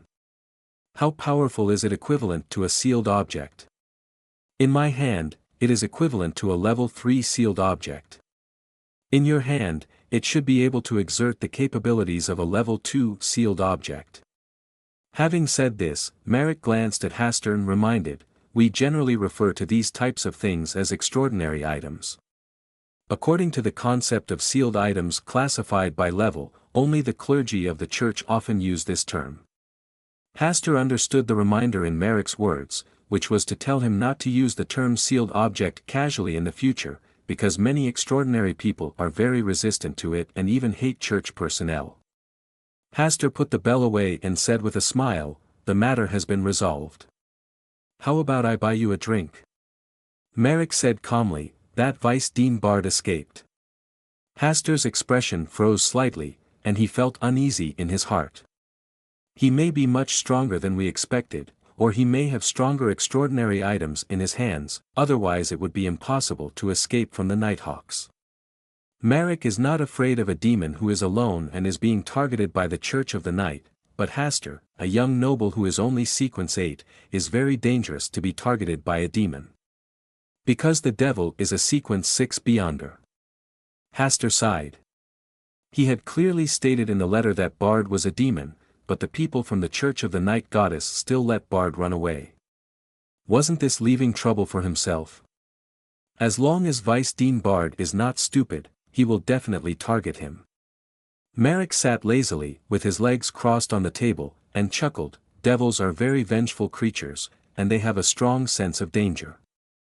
After this failure, I will look for opportunities to kill them again. It's very difficult. If I were it, I would definitely hide and recover from my injuries and won't come to trouble you in a short time. And if there is such a big mistake, the Nighthawks will definitely protect you in secret, and at the same time open a snare and wait for the demon to come to your door. Asta listened silently, stood up and said with a smile, "Let's have a drink first. You have a good attitude." At night, Haster returned home, went to the study, opened the window, admired the moonlight outside, and then closed the window again. Although the Nighthawks' tracking skills are very good, they are still not perfect. They can't even fool themselves, let alone a demon who was injured just now. This situation made Haster even more reassured. As long as Bud knew that there was a Nighthawk watching here, he would not dare to come to the door casually, and his safety factor would be indirectly improved a lot. He took a book and sat at the desk to read it quietly. He didn't go back to his room to rest until about 11:30. His schedule was the same as before. After locking the doors and windows and going to bed, Hastur entered the Hall of Stars through his dreams. With the night watcher watching him, he didn't dare to chant the honorific name casually. "Let me see where you are hiding now." Hastur slowly closed his eyes and began to spy on the fate line related to Bard and himself. Although he could also activate the ability to spy on fate in the real world, the restrictions were relatively large, and once he spied on the existence of high sequence, he would be backlashed. In the Hall of Stars, the ability to spy on fate would be enhanced, and the possible backlash would be severely weakened. Soon, a picture emerged in a dark world. In the blood-stained picture, a head was quietly suspended, with unwillingness and madness in his eyes. "This is Bard's head." Hastur opened his eyes and began to think about the meaning of the picture just now. There is no doubt that Bard will die in the future, and his head will be cut off. But his image did not appear in the picture. Could it be that Bard in the future did not die in his own hands? Will he be found by the Nighthawks and killed because of resistance? Asta just thought about it for a while and did not think about it further. It didn't matter who Bard died in, as long as they didn't bother him. After solving this matter, Asta looked at the star where the mother tree of desire was, looked at it twice, and did not choose to whip him. He is different from the jinn. If he is too reckless, he may be caught by him and invade the Hall of Stars. The last experiment is enough. In the next few days, Asta stayed on the balcony in the house during the day, reading books, drinking tea and basking in the sun, and did not go out. He had to wait until Bard was killed before going out, otherwise it would be unsafe. A demon who is good at detecting danger, if he really loses his mind and takes revenge, Asta does not think that the Nighthawks can appear in time to save him. At the same time, he was also testing his fate a little. If he stayed in the house all the time, would Bard's fate of death change? After all, he chose not to go out because he had glimpsed a corner of the future, which to a certain extent changed his fate. Every night, he would enter the Hall of Stars and try to peek into Bard's future destiny again, and every time he saw the same picture. Until this night. Asta lay on the bed as usual, entered the Hall of Stars through dreams, closed his eyes skillfully, and peeked into Bard's future destiny. But this time, he saw nothing, only darkness. Does this mean that Bard has died today? Asta opened his eyes and fell into deep thought. According to his limited cognition, only this explanation fits. This is undoubtedly a good thing for him. Finally, he can go out and stroll normally without having to stay at home all the time. And once Bard dies, the night watcher will not keep staring at him. While Asta was thinking, he suddenly felt that danger was approaching, and his spirit was warning him frantically. He stood up and swept a circle of stars in the sky. The fallen mother goddess, the mother tree of desire, and the lamp goddess were all staying in their own stars, and did not make any noise. Then the danger comes from reality. Hastur quickly cut off the connection with the Hall of Stars and let his star spirit return to the body. He just opened his eyes and heard a crash, and the locked window was blown open by the wind. He hurriedly lifted the quilt and got out of bed, holding the cane on the bedside, and stared at the window with great vigilance. Suddenly, a big box the size of a head flew in through the window and landed steadily on the table. There was a note on the top of the big box. The whistling wind outside gradually stopped, and then returned to calm, and the window was closed again. Only the big box on the table and the note confirmed what happened just now. Hastur waited for a while and found nothing unusual, so he walked over and cautiously used the bottom of the cane to pick up the big box. The lid of the box was opened, revealing what was inside. A bloody head. Bard's head. His eyes were filled with unwillingness and madness. Just like the scene he saw when he peeped into his fate. Fuck. Asta's eyelids twitched twice, blood flowed faster, and his heartbeat also jumped wildly. He really didn't expect that Bard's head would appear in front of him in such a bizarre way. Who killed Bard and threw his head to him? Asta's mind was racing, and he held his cane tightly, alert. Is he really dead? Is this head really Bard's head? Thinking of this, Asta drew out the sword in the cane and pierced through the eyes of the head with a sword to confirm whether he was really dead. At the same time, he opened his spiritual vision and scanned the surroundings. He didn't find anything unusual, so he was relieved. He walked forward and flattened the note with the tip of the sword. A friendly gift. A big A was written at the end. Mr. A. Asta's expression became weird. This style of behavior is indeed in line with his understanding of Mr. A madman. Who would send a bloody head to express friendship? And it was in the middle of the night. This amazing train of thought is worthy of being the crazy beauty from the Aurora Society. What exactly does he want to do? Asta thought a lot, but it was hard to figure out what Mr. A's purpose was. After all, he is not a madman, and it is difficult to be on the same channel with a madman. Judging from the current situation, Mr. A seems to be showing goodwill to himself. Does he really want me to join the Aurora Society? Or is there something about himself that deserves his attention? Could it be that he appeared there when Earl Richard held the ceremony last time, also to protect himself? Another terrible idea popped up in Asta's mind. According to Mr. A's madness, if he really wants to take action, he will never choose to give up because of fear of Miss Sharon. He really didn't want to take action that night, so he could live in peace with Miss Sharon. Asta frowned slightly, and the more he thought about it, the weirder it felt. Is Mr. A's behavior simply the behavior of a madman, or is there another meaning? I can't figure it out. Asta sighed, put away his messy thoughts, and looked at the head in front of him with a headache. Mr. A killed Bard, no matter what the reason, it was a good thing for him, but Mr. A wanted to send this head to him. What can he do? It's impossible to pretend that nothing happened, right? After thinking for a while, Asta destroyed the small note, called Butler Neal and others in panic, pointed to the head on the table, briefly told them what happened just now, and asked them to go to the police station to call the police. Pretending that nothing happened would naturally be the most convenient choice, but he is a noble and has a clean family. Facing such a ridiculous thing, calling the police is the most normal choice. In addition, the night watchman has been staring at this place. Although he doesn't know where they were led by Mr. A, he will definitely come back to investigate afterwards. He can't show anything too abnormal. After calling the police, the person who came was still Sheriff Reed. He simply asked a few questions, took notes, and asked the accompanying police officers to leave the room first, and stayed alone with Asta.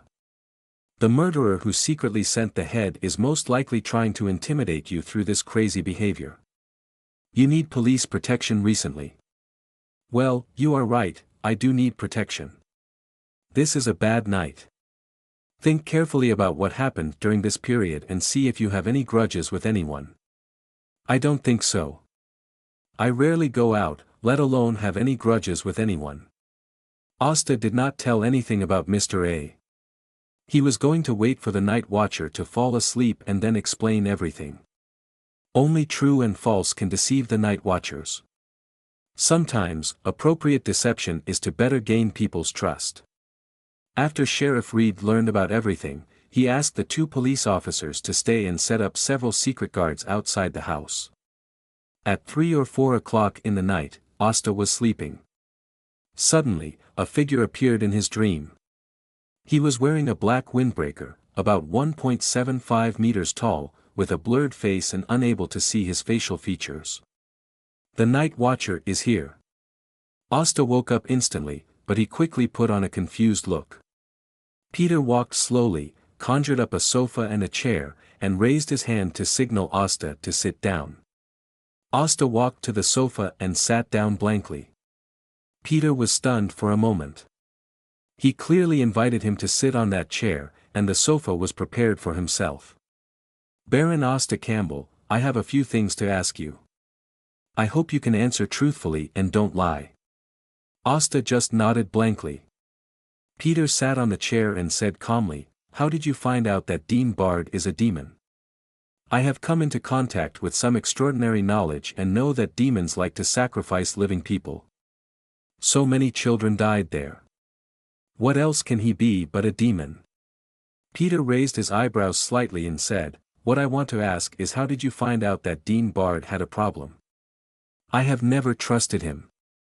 Dean is stupid and greedy. He can't be a cunning demon. Only Deputy Dean Bard who likes to pretend to be a good person fits the description of a demon the most." Asta paused and said with a silly smile, "Actually, I'm not sure if he is a demon, but I think you should have a way to identify his true identity. Are you using our Nighthawks as a tester? This is really in line with the noble's usual style." Peter continued to ask, "What happened tonight?" "I was sleeping, and I don't know who opened the window and threw a big box into the house. There was a head in the big box, Bud's head. I was very scared, so I asked Butler Neil and others to go to the police station to report it." "Did you lie about anything in this matter?" "Yes, there was a small note on the big box. I didn't want to cause trouble, so I destroyed the small note." "What did the note say?" "This is a gift, and the signature is an A." Peter immediately became alert. "A. Do you know who the other party is?" "I once attended an extraordinary party. The organizer of the party was called Mr. A. I think it might be him." "Why did Mr. A give you this gift?" "I don't know." Asta showed a puzzled look. "He didn't know what Mr. A's purpose was." "Why did you hide the note when you called the police?" "I was afraid of getting into trouble. It's better to have less trouble than more." Then Peter asked a few more questions, and Asta tried his best to cooperate with him to complete this questioning. "Don't try to deceive if you encounter this kind of thing again, otherwise you will bring real trouble to yourself." Leaving the last warning, Peter got up and left Asta's dream. Asta still closed his eyes and pretended to sleep, breathing very steadily. He knew that after this test, he would not attract the attention of the Church of the Goddess of Night for the time being, and they should pay more attention to Mr. A. As for whether this would offend Mr. A, he has been thinking about it, and it doesn't matter whether he offends him or not. It's just that he dared to show up like this tonight, and he was probably prepared to be discovered, and it should be difficult for the night watchman to catch him. Asta didn't think too long and fell asleep. The next day, the news of Bard's death came out, and Professor Wayne and Lecturer Folan came specially. The news they received was that Bard wanted to break into a baron's house to assassinate him last night, but was shot dead by the police who had already set up a trap nearby. At the same time, the police also sentenced Bard to death, and listed him and Dean as accomplices, who together caused a series of tragedies in the Sunrise poorhouse. The police report did not mention Asta's name, but only mentioned that a baron made a significant contribution to the case. Professor Wayne and Lecturer Foran, who knew the inside story, naturally understood that the baron was referring to Asta, and they came together after class in the morning. "I trusted Bud too much, and I didn't expect that he was the real culprit." Professor Wayne blamed himself very much. In order to express his apology, he gave Asta the plantation title deed worth tens of thousands of pounds. This time, Asta did not refuse. After all, this matter was all because of Professor Wayne, otherwise he would not have gone to the poorhouse and been targeted by a demon, resulting in what happened last night. One adventure, and earned a plantation title deed, it's worth it to think about it. Asta showed great tolerance for this, and a few words easily moved Professor Wayne and Lecturer Foran.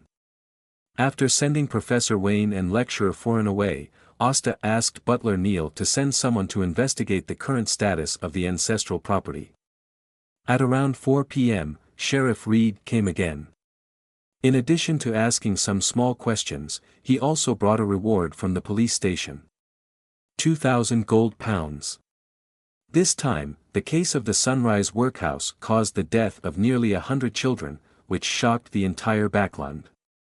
Because their police station handled the case quickly, they promptly discovered the true face of Bud and shot him on the spot, preventing the tragedy from continuing. They showed their faces in the entire backland. Even received the king's commendation. As the biggest contributor to this case, Hastur naturally received a reward that belonged to him. According to Sheriff Reed, the king even considered directly rewarding a commendation. But he couldn't be sure whether it was true or not, he just heard his boss mention it. Hastur was naturally very happy to get another bounty for nothing. But then, he was stunned. Half of the credit for such a bounty was given to him by Mr. A. Otherwise, with the ability of the Night Watcher, it would be difficult to kill a hiding demon in a short time. If Bard hadn't died, this case wouldn't have been settled so quickly. All the gifts given by fate had already been secretly marked with a price. He didn't think he could accept the gift from Mr. A with a clear conscience. If he couldn't figure out Mr. A's purpose as soon as possible, he would have to pay the price in the future. The Hall of Stars. Hastur appeared as the master of the stars, looking at the star where the lamp god was, and a chain of order was swung out to lead the lamp god to come. I would like to thank all the readers for their support since the book was published. If nothing unexpected happens, the book will be available at around 12 noon tomorrow. If you think it is well written, you can give a first order to support it, and then continue to support the book. 6 chapters will be updated first, 3,000 words per chapter, about 18,000 words. If the first order can reach 500, I will continue to update. I personally think it is a bit difficult. As for rewards and updates, etc. New authors don't do this.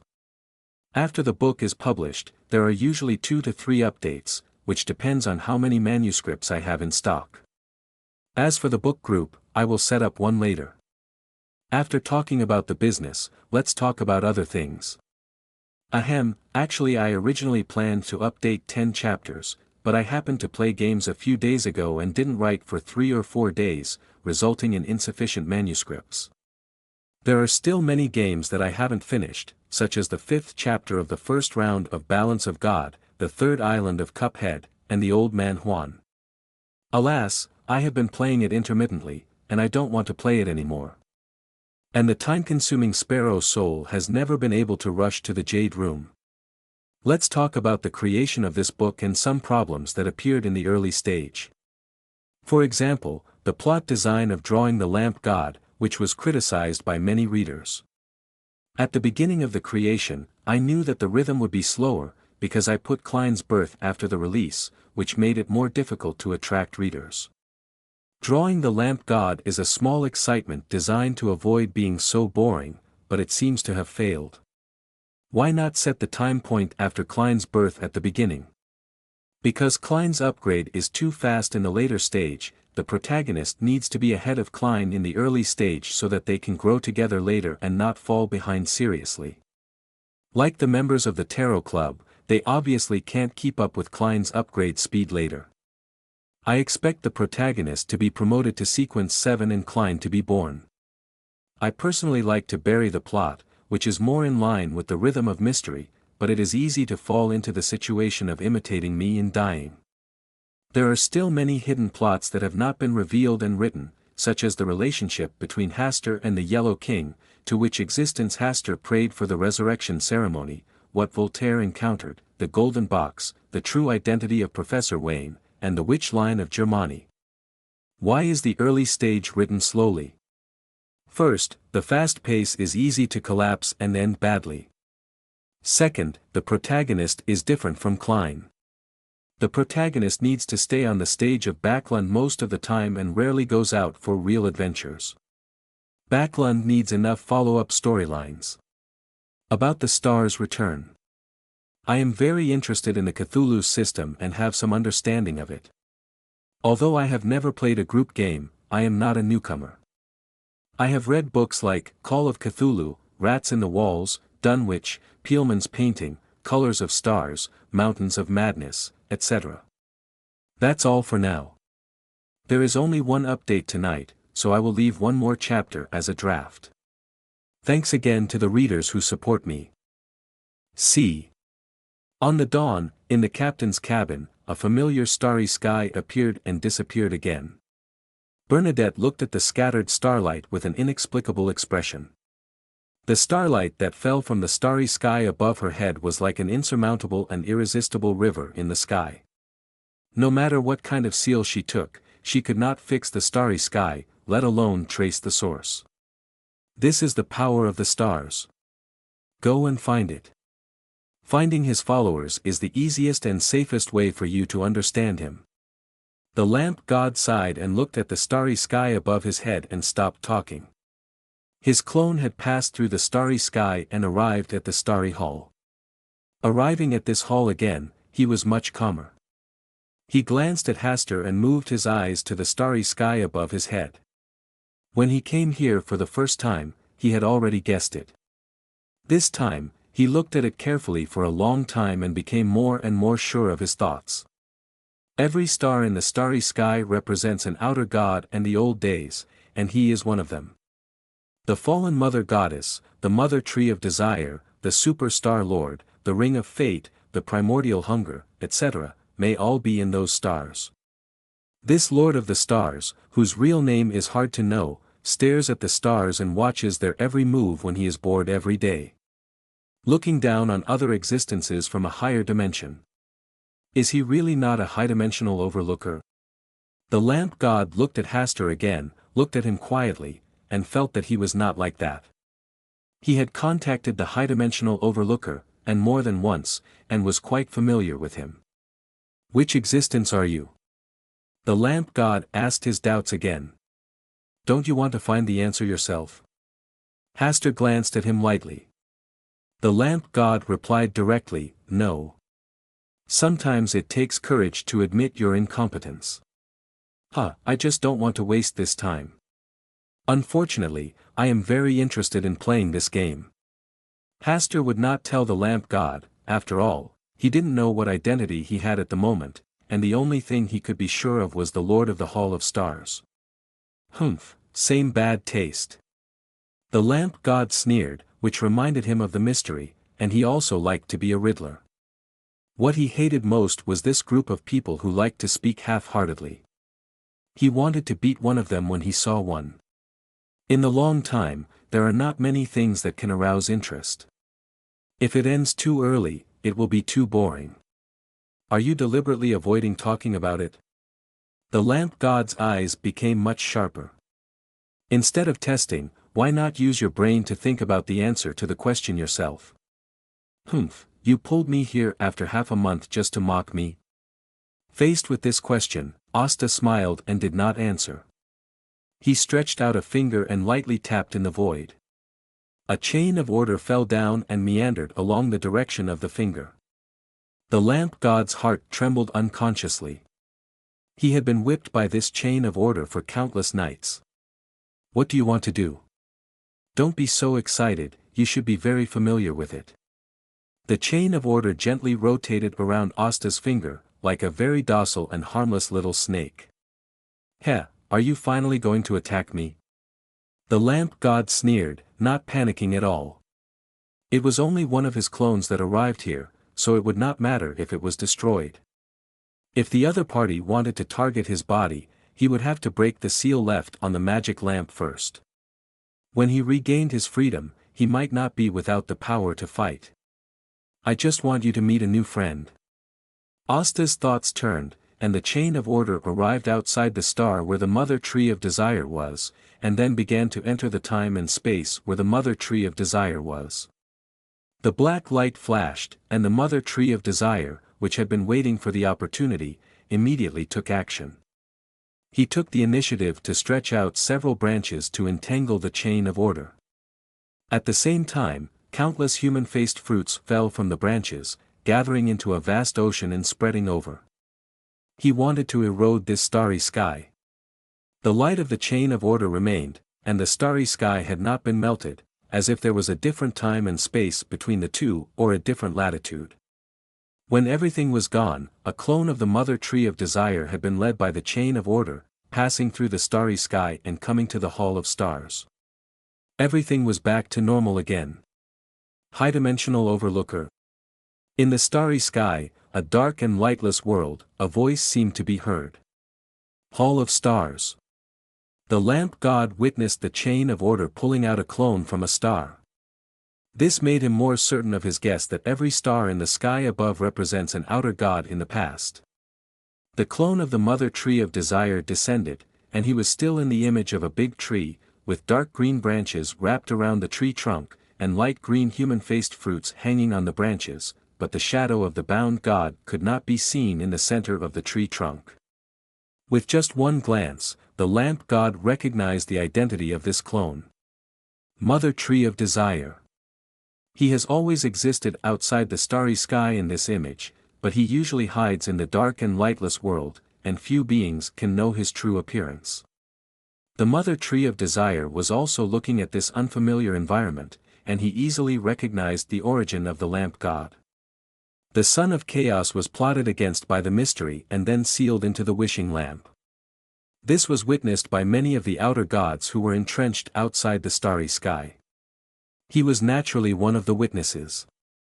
What he cares about is not meeting the lamp god here, but the figure sitting in the first place, and what exactly is this mysterious palace? He stared at Hastur for a long time without saying a word.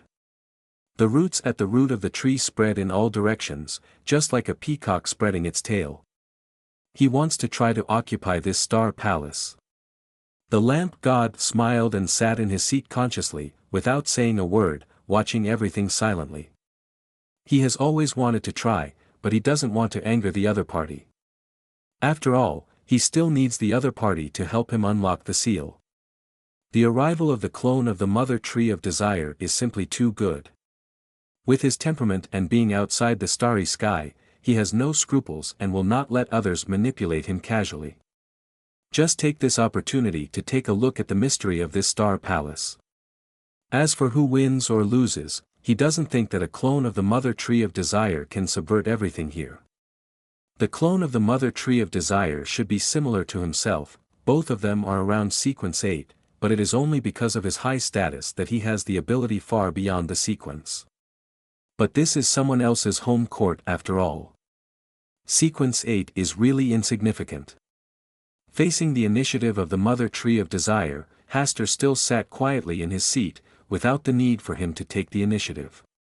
Here, the Hall of Stars will suppress all existences that dare to offend him. The attack of the Mother Tree of Desire at this moment has already met the suppression conditions of the Hall of Stars. The starry sky above his head sprinkled a piece of starlight, and each ray of starlight was like a mountain pressing down. Any roots of the Mother Tree of Desire that probed out of the boundary were crushed one by one, and at the same time, his body was like carrying a piece of starry sky, unable to move at all. One on the left and one on the right, two chains of order shuttled through the body of the Mother Tree of Desire, turning into starlight shackles, and completely suppressed it. The Mother Tree of Desire just watched all this quietly, without feeling any panic or tension. It was just an insignificant clone, he didn't care. The Mother Tree of Desire calmly looked at Hastur and slowly said, "Are you a high-dimensional overlord?"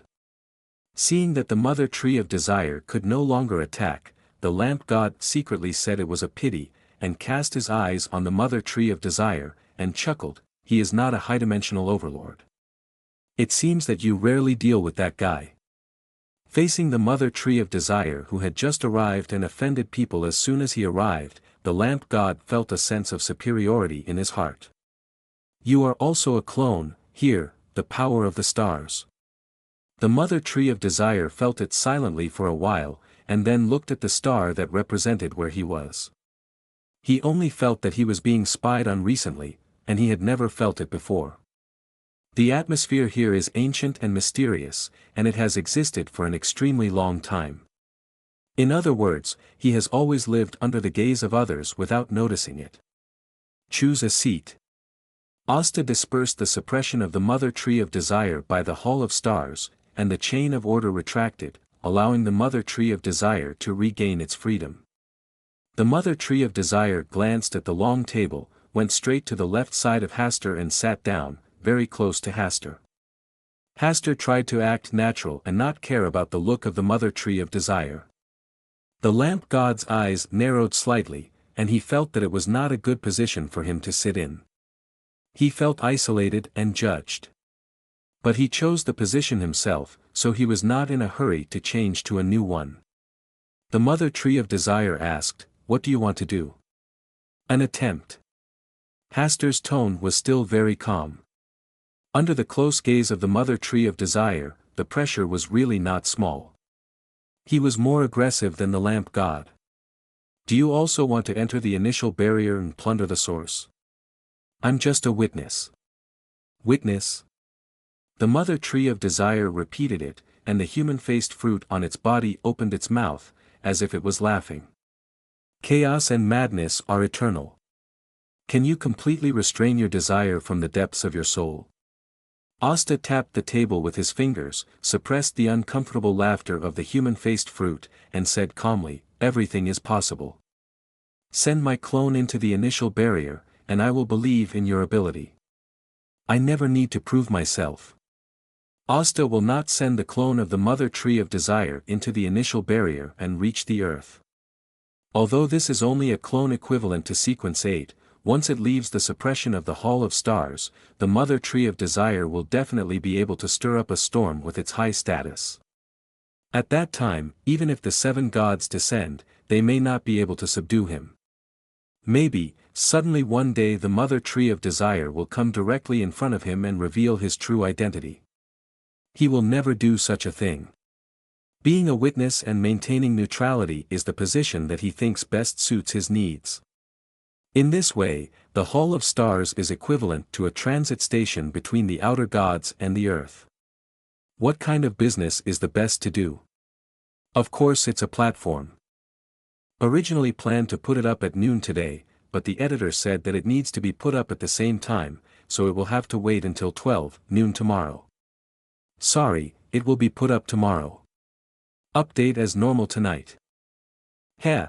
It's been a long time since I met someone who maintains a neutral position. The lamp god also joined the topic. Excessive greed is often the source of disaster. Asta still maintained his unfathomable attitude. When he encountered a difficult question, he would throw out a few words that sounded reasonable and impressive, but were actually useless. The mother tree of desire said, "Who else is attending the meeting?" Asta chuckled and said, "Do you want to meet the fallen mother goddess?" This joke is not funny. Although the tone of the mother tree of desire was flat, Asta and the lamp god heard vigilance and hatred from his answer. The fallen mother goddess and the mother tree of desire were consistent in breaking through the initial barrier, but in other aspects, the relationship between the two was not very good. The lamp god chuckled and said, "Look at God and the secret, their excessive greed led to their fall. Before the fallen mother goddess retrieved the source and the path, even if she defeated you, she would not dare to devour you." The mother tree of desire did not speak, and the lamp god continued to add, "It is more like his style to make you surrender or turn you into a puppet. He is no longer as good as before." The mother tree of desire said with a little sarcasm. "Indeed, among all of us, he is the one who has suffered the most serious damage."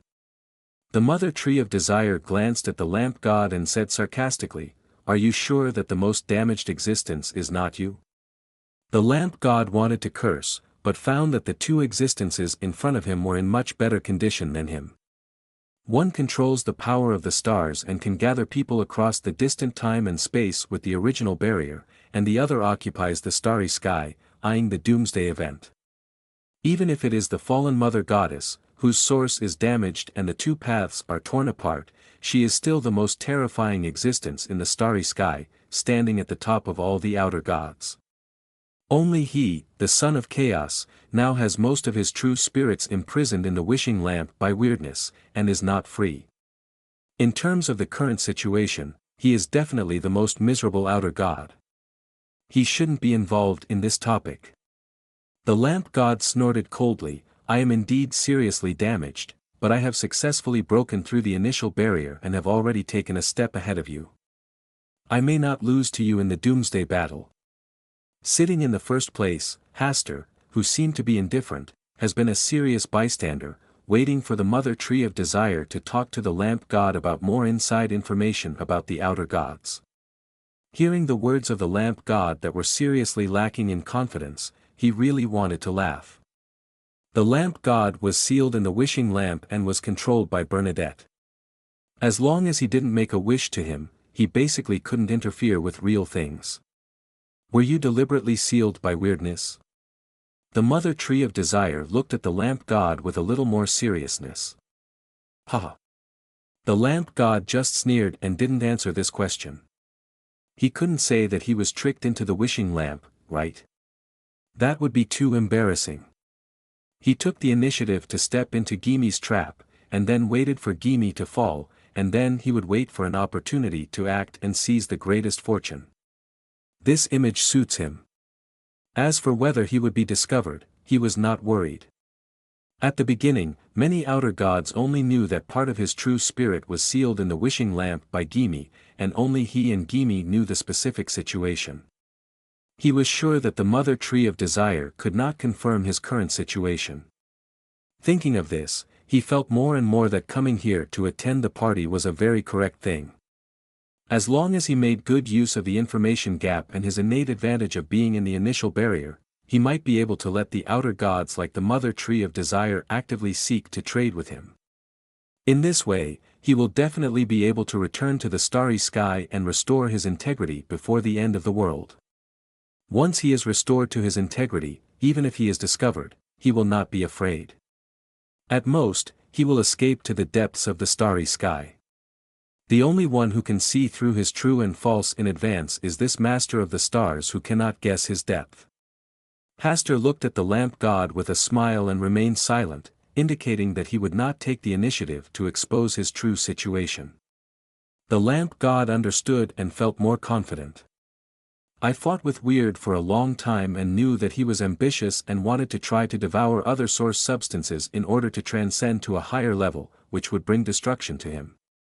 When the battle was unfavorable, I was sealed into the wishing lamp by Weird, and took this opportunity to hide, so that I could pass through the initial barrier and stay until today. Now Weird has fallen. Although I was sealed, my status is still there. Even if the true God comes, he can't do anything to me. Except for the false statement that I was sealed, the other words are true and can withstand verification. Words with 9 truths and 1 falsehood are the easiest to deceive others. The lamp god has learned to be smart. Hastur silently raised the IQ of the lamp god in his heart.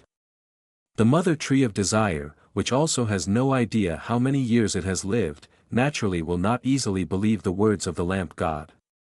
With Gimi's wisdom and ability, your little tricks can't be hidden from him. How do you know that I'm not Gimi's backup plan for resurrection? The lamp god knew that he needed to throw a heavy bomb to arouse the interest of the Mother Tree of Desire. This time, the Mother Tree of Desire thought for a while and guessed the feasibility of this news. Although he didn't trust the words of the lamp god, he believed in Gimi's wisdom. With Gimi's wisdom, it is impossible that he didn't leave a backup plan. Judging from his later behavior of sealing the Son of Chaos into the wish lamp, he did have the idea of letting the lamp god act as a backup plan for resurrection. Perhaps, the lamp god had already reached some agreement with Weird at the beginning. Your words cannot convince me. Oh, do you think I need to prove it to you? Transactions only exist between 2 parties with equal strength, and you are not enough now. TSK, I don't mind letting your believers suffer a little. Facing the Mother Tree of Desire, the lamp god has no fear. When he was complete, he was one of the most powerful outer gods in the entire universe. Although he was not as good as the 3 pillars of the fallen Mother Goddess, God, and Weird, he never took other outer gods into consideration and roamed the starry sky. The Mother Tree of Desire was not worthy of his fear. Soon, I will bring down a miracle in West Balam. If you can stop the ritual from being completed, I will recognize your ability. The condescending attitude of the Mother Tree of Desire made the lamp god very unhappy. He said coldly, "Aren't you afraid that I will destroy all your believers there? If you can't bear the grace of God, there is no value in living." Okay, I accept this challenge. The lamp god's attitude was very tough. He knew that he had to show his strength to get the corresponding respect. This challenge was a chance for him to show his fangs and his value. He had to let them know that he had enough power to stir up chaos within the initial barrier. Transactions require equal value. If I complete this challenge, what price will you pay for it? A demon tarot card. Hehe, do you want to take this opportunity to pollute Bernadette? You can choose to refuse. The lamp god said softly, she is my favored one, don't try to take advantage of her. TSK, favored one. Lamp god, you are so shameless. Bernadette is clearly the prisoner guarding you, and now she has become your favored one. You are clearly bullying Bernadette because she cannot know what is happening here, and you are deliberately bragging to make yourself look good. Asta silently complained in his heart, but he did not want to expose the lamp god, but was happy to see it happen. What do you want? Of the tarot cards made by Roselle, only the Black Emperor and Judgment cards are of some use to me, but can you find them and use them for a deal? This is just an attempt, not a gift to you. Well, I want the Temperance card. The genie said in a relaxed tone, even with a hint of a smile. He has been staying with Bernadette and has some understanding of what happened inside the Rose School. According to his speculation, the Mother Tree of Desire should not be able to fully master the way of moderation, otherwise there would not be the internal strife in the Rose School. The Mother Tree of Desire wants to test him, and he also wants to test the Mother Tree of Desire. Although a Temperance card is nothing to the Mother Tree of Desire, it is a sacred object for his believers. Okay. The Mother Tree of Desire agreed to the deal. The stars will bear witness to this. Asta was happy to be a notary and witness the first bet between the genie and the Mother Tree of Desire. At the same time, he also wanted to see what means the genie would use to complete this challenge. The lamp god urged, do you want to place a bet? I have no objection. The Mother Tree of Desire also wanted to see the details of this mysterious existence. Asta said calmly, I am just a witness, not a participant. Neither the lamp god nor the Mother Tree of Desire said anything else. This was just a simple test from them. Today's party ends here. I hope that after 15 days, the bet between you will have been decided. Asta announced the end of the party and drove the two chains of order to send the lamp god and the Mother Tree of Desire back to their respective stars at the same time. Asta leaned back in his chair and took a few deep breaths before he recovered. Just now, when the Mother Tree of Desire was free, he kept staring at him, trying to find out his secrets, which put him under great pressure. Fortunately, the power of the Hall of Stars helped him cover up, so that the Mother Tree of Desire could not see the truth. The performance of the lamp god tonight was very conspicuous. It seemed that he was a little anxious. This is the benefit of competition. If it had always been just the two of us, the lamp god, then the lamp god would definitely wait for the price and would not give in easily. But the arrival of the Mother Tree of Desire was enough to make him put away his thoughts and actively show his value. If the Temperance Tarot card fell into his hands, it would be a huge fortune, and he could make several deals with Miss Sharon. What a pity. No, the lamp god clearly rejected the Devil card and did not want the Mother Tree of Desire to take this opportunity to pollute Bernadette, so why did he dare to accept the Temperance card? With the status and means of the Mother Tree of Desire, it can also leave a backup on the Temperance card. Maybe there is some mystical knowledge that I don't understand, or maybe the lamp god has other calculations. Hastur quietly pondered various possibilities.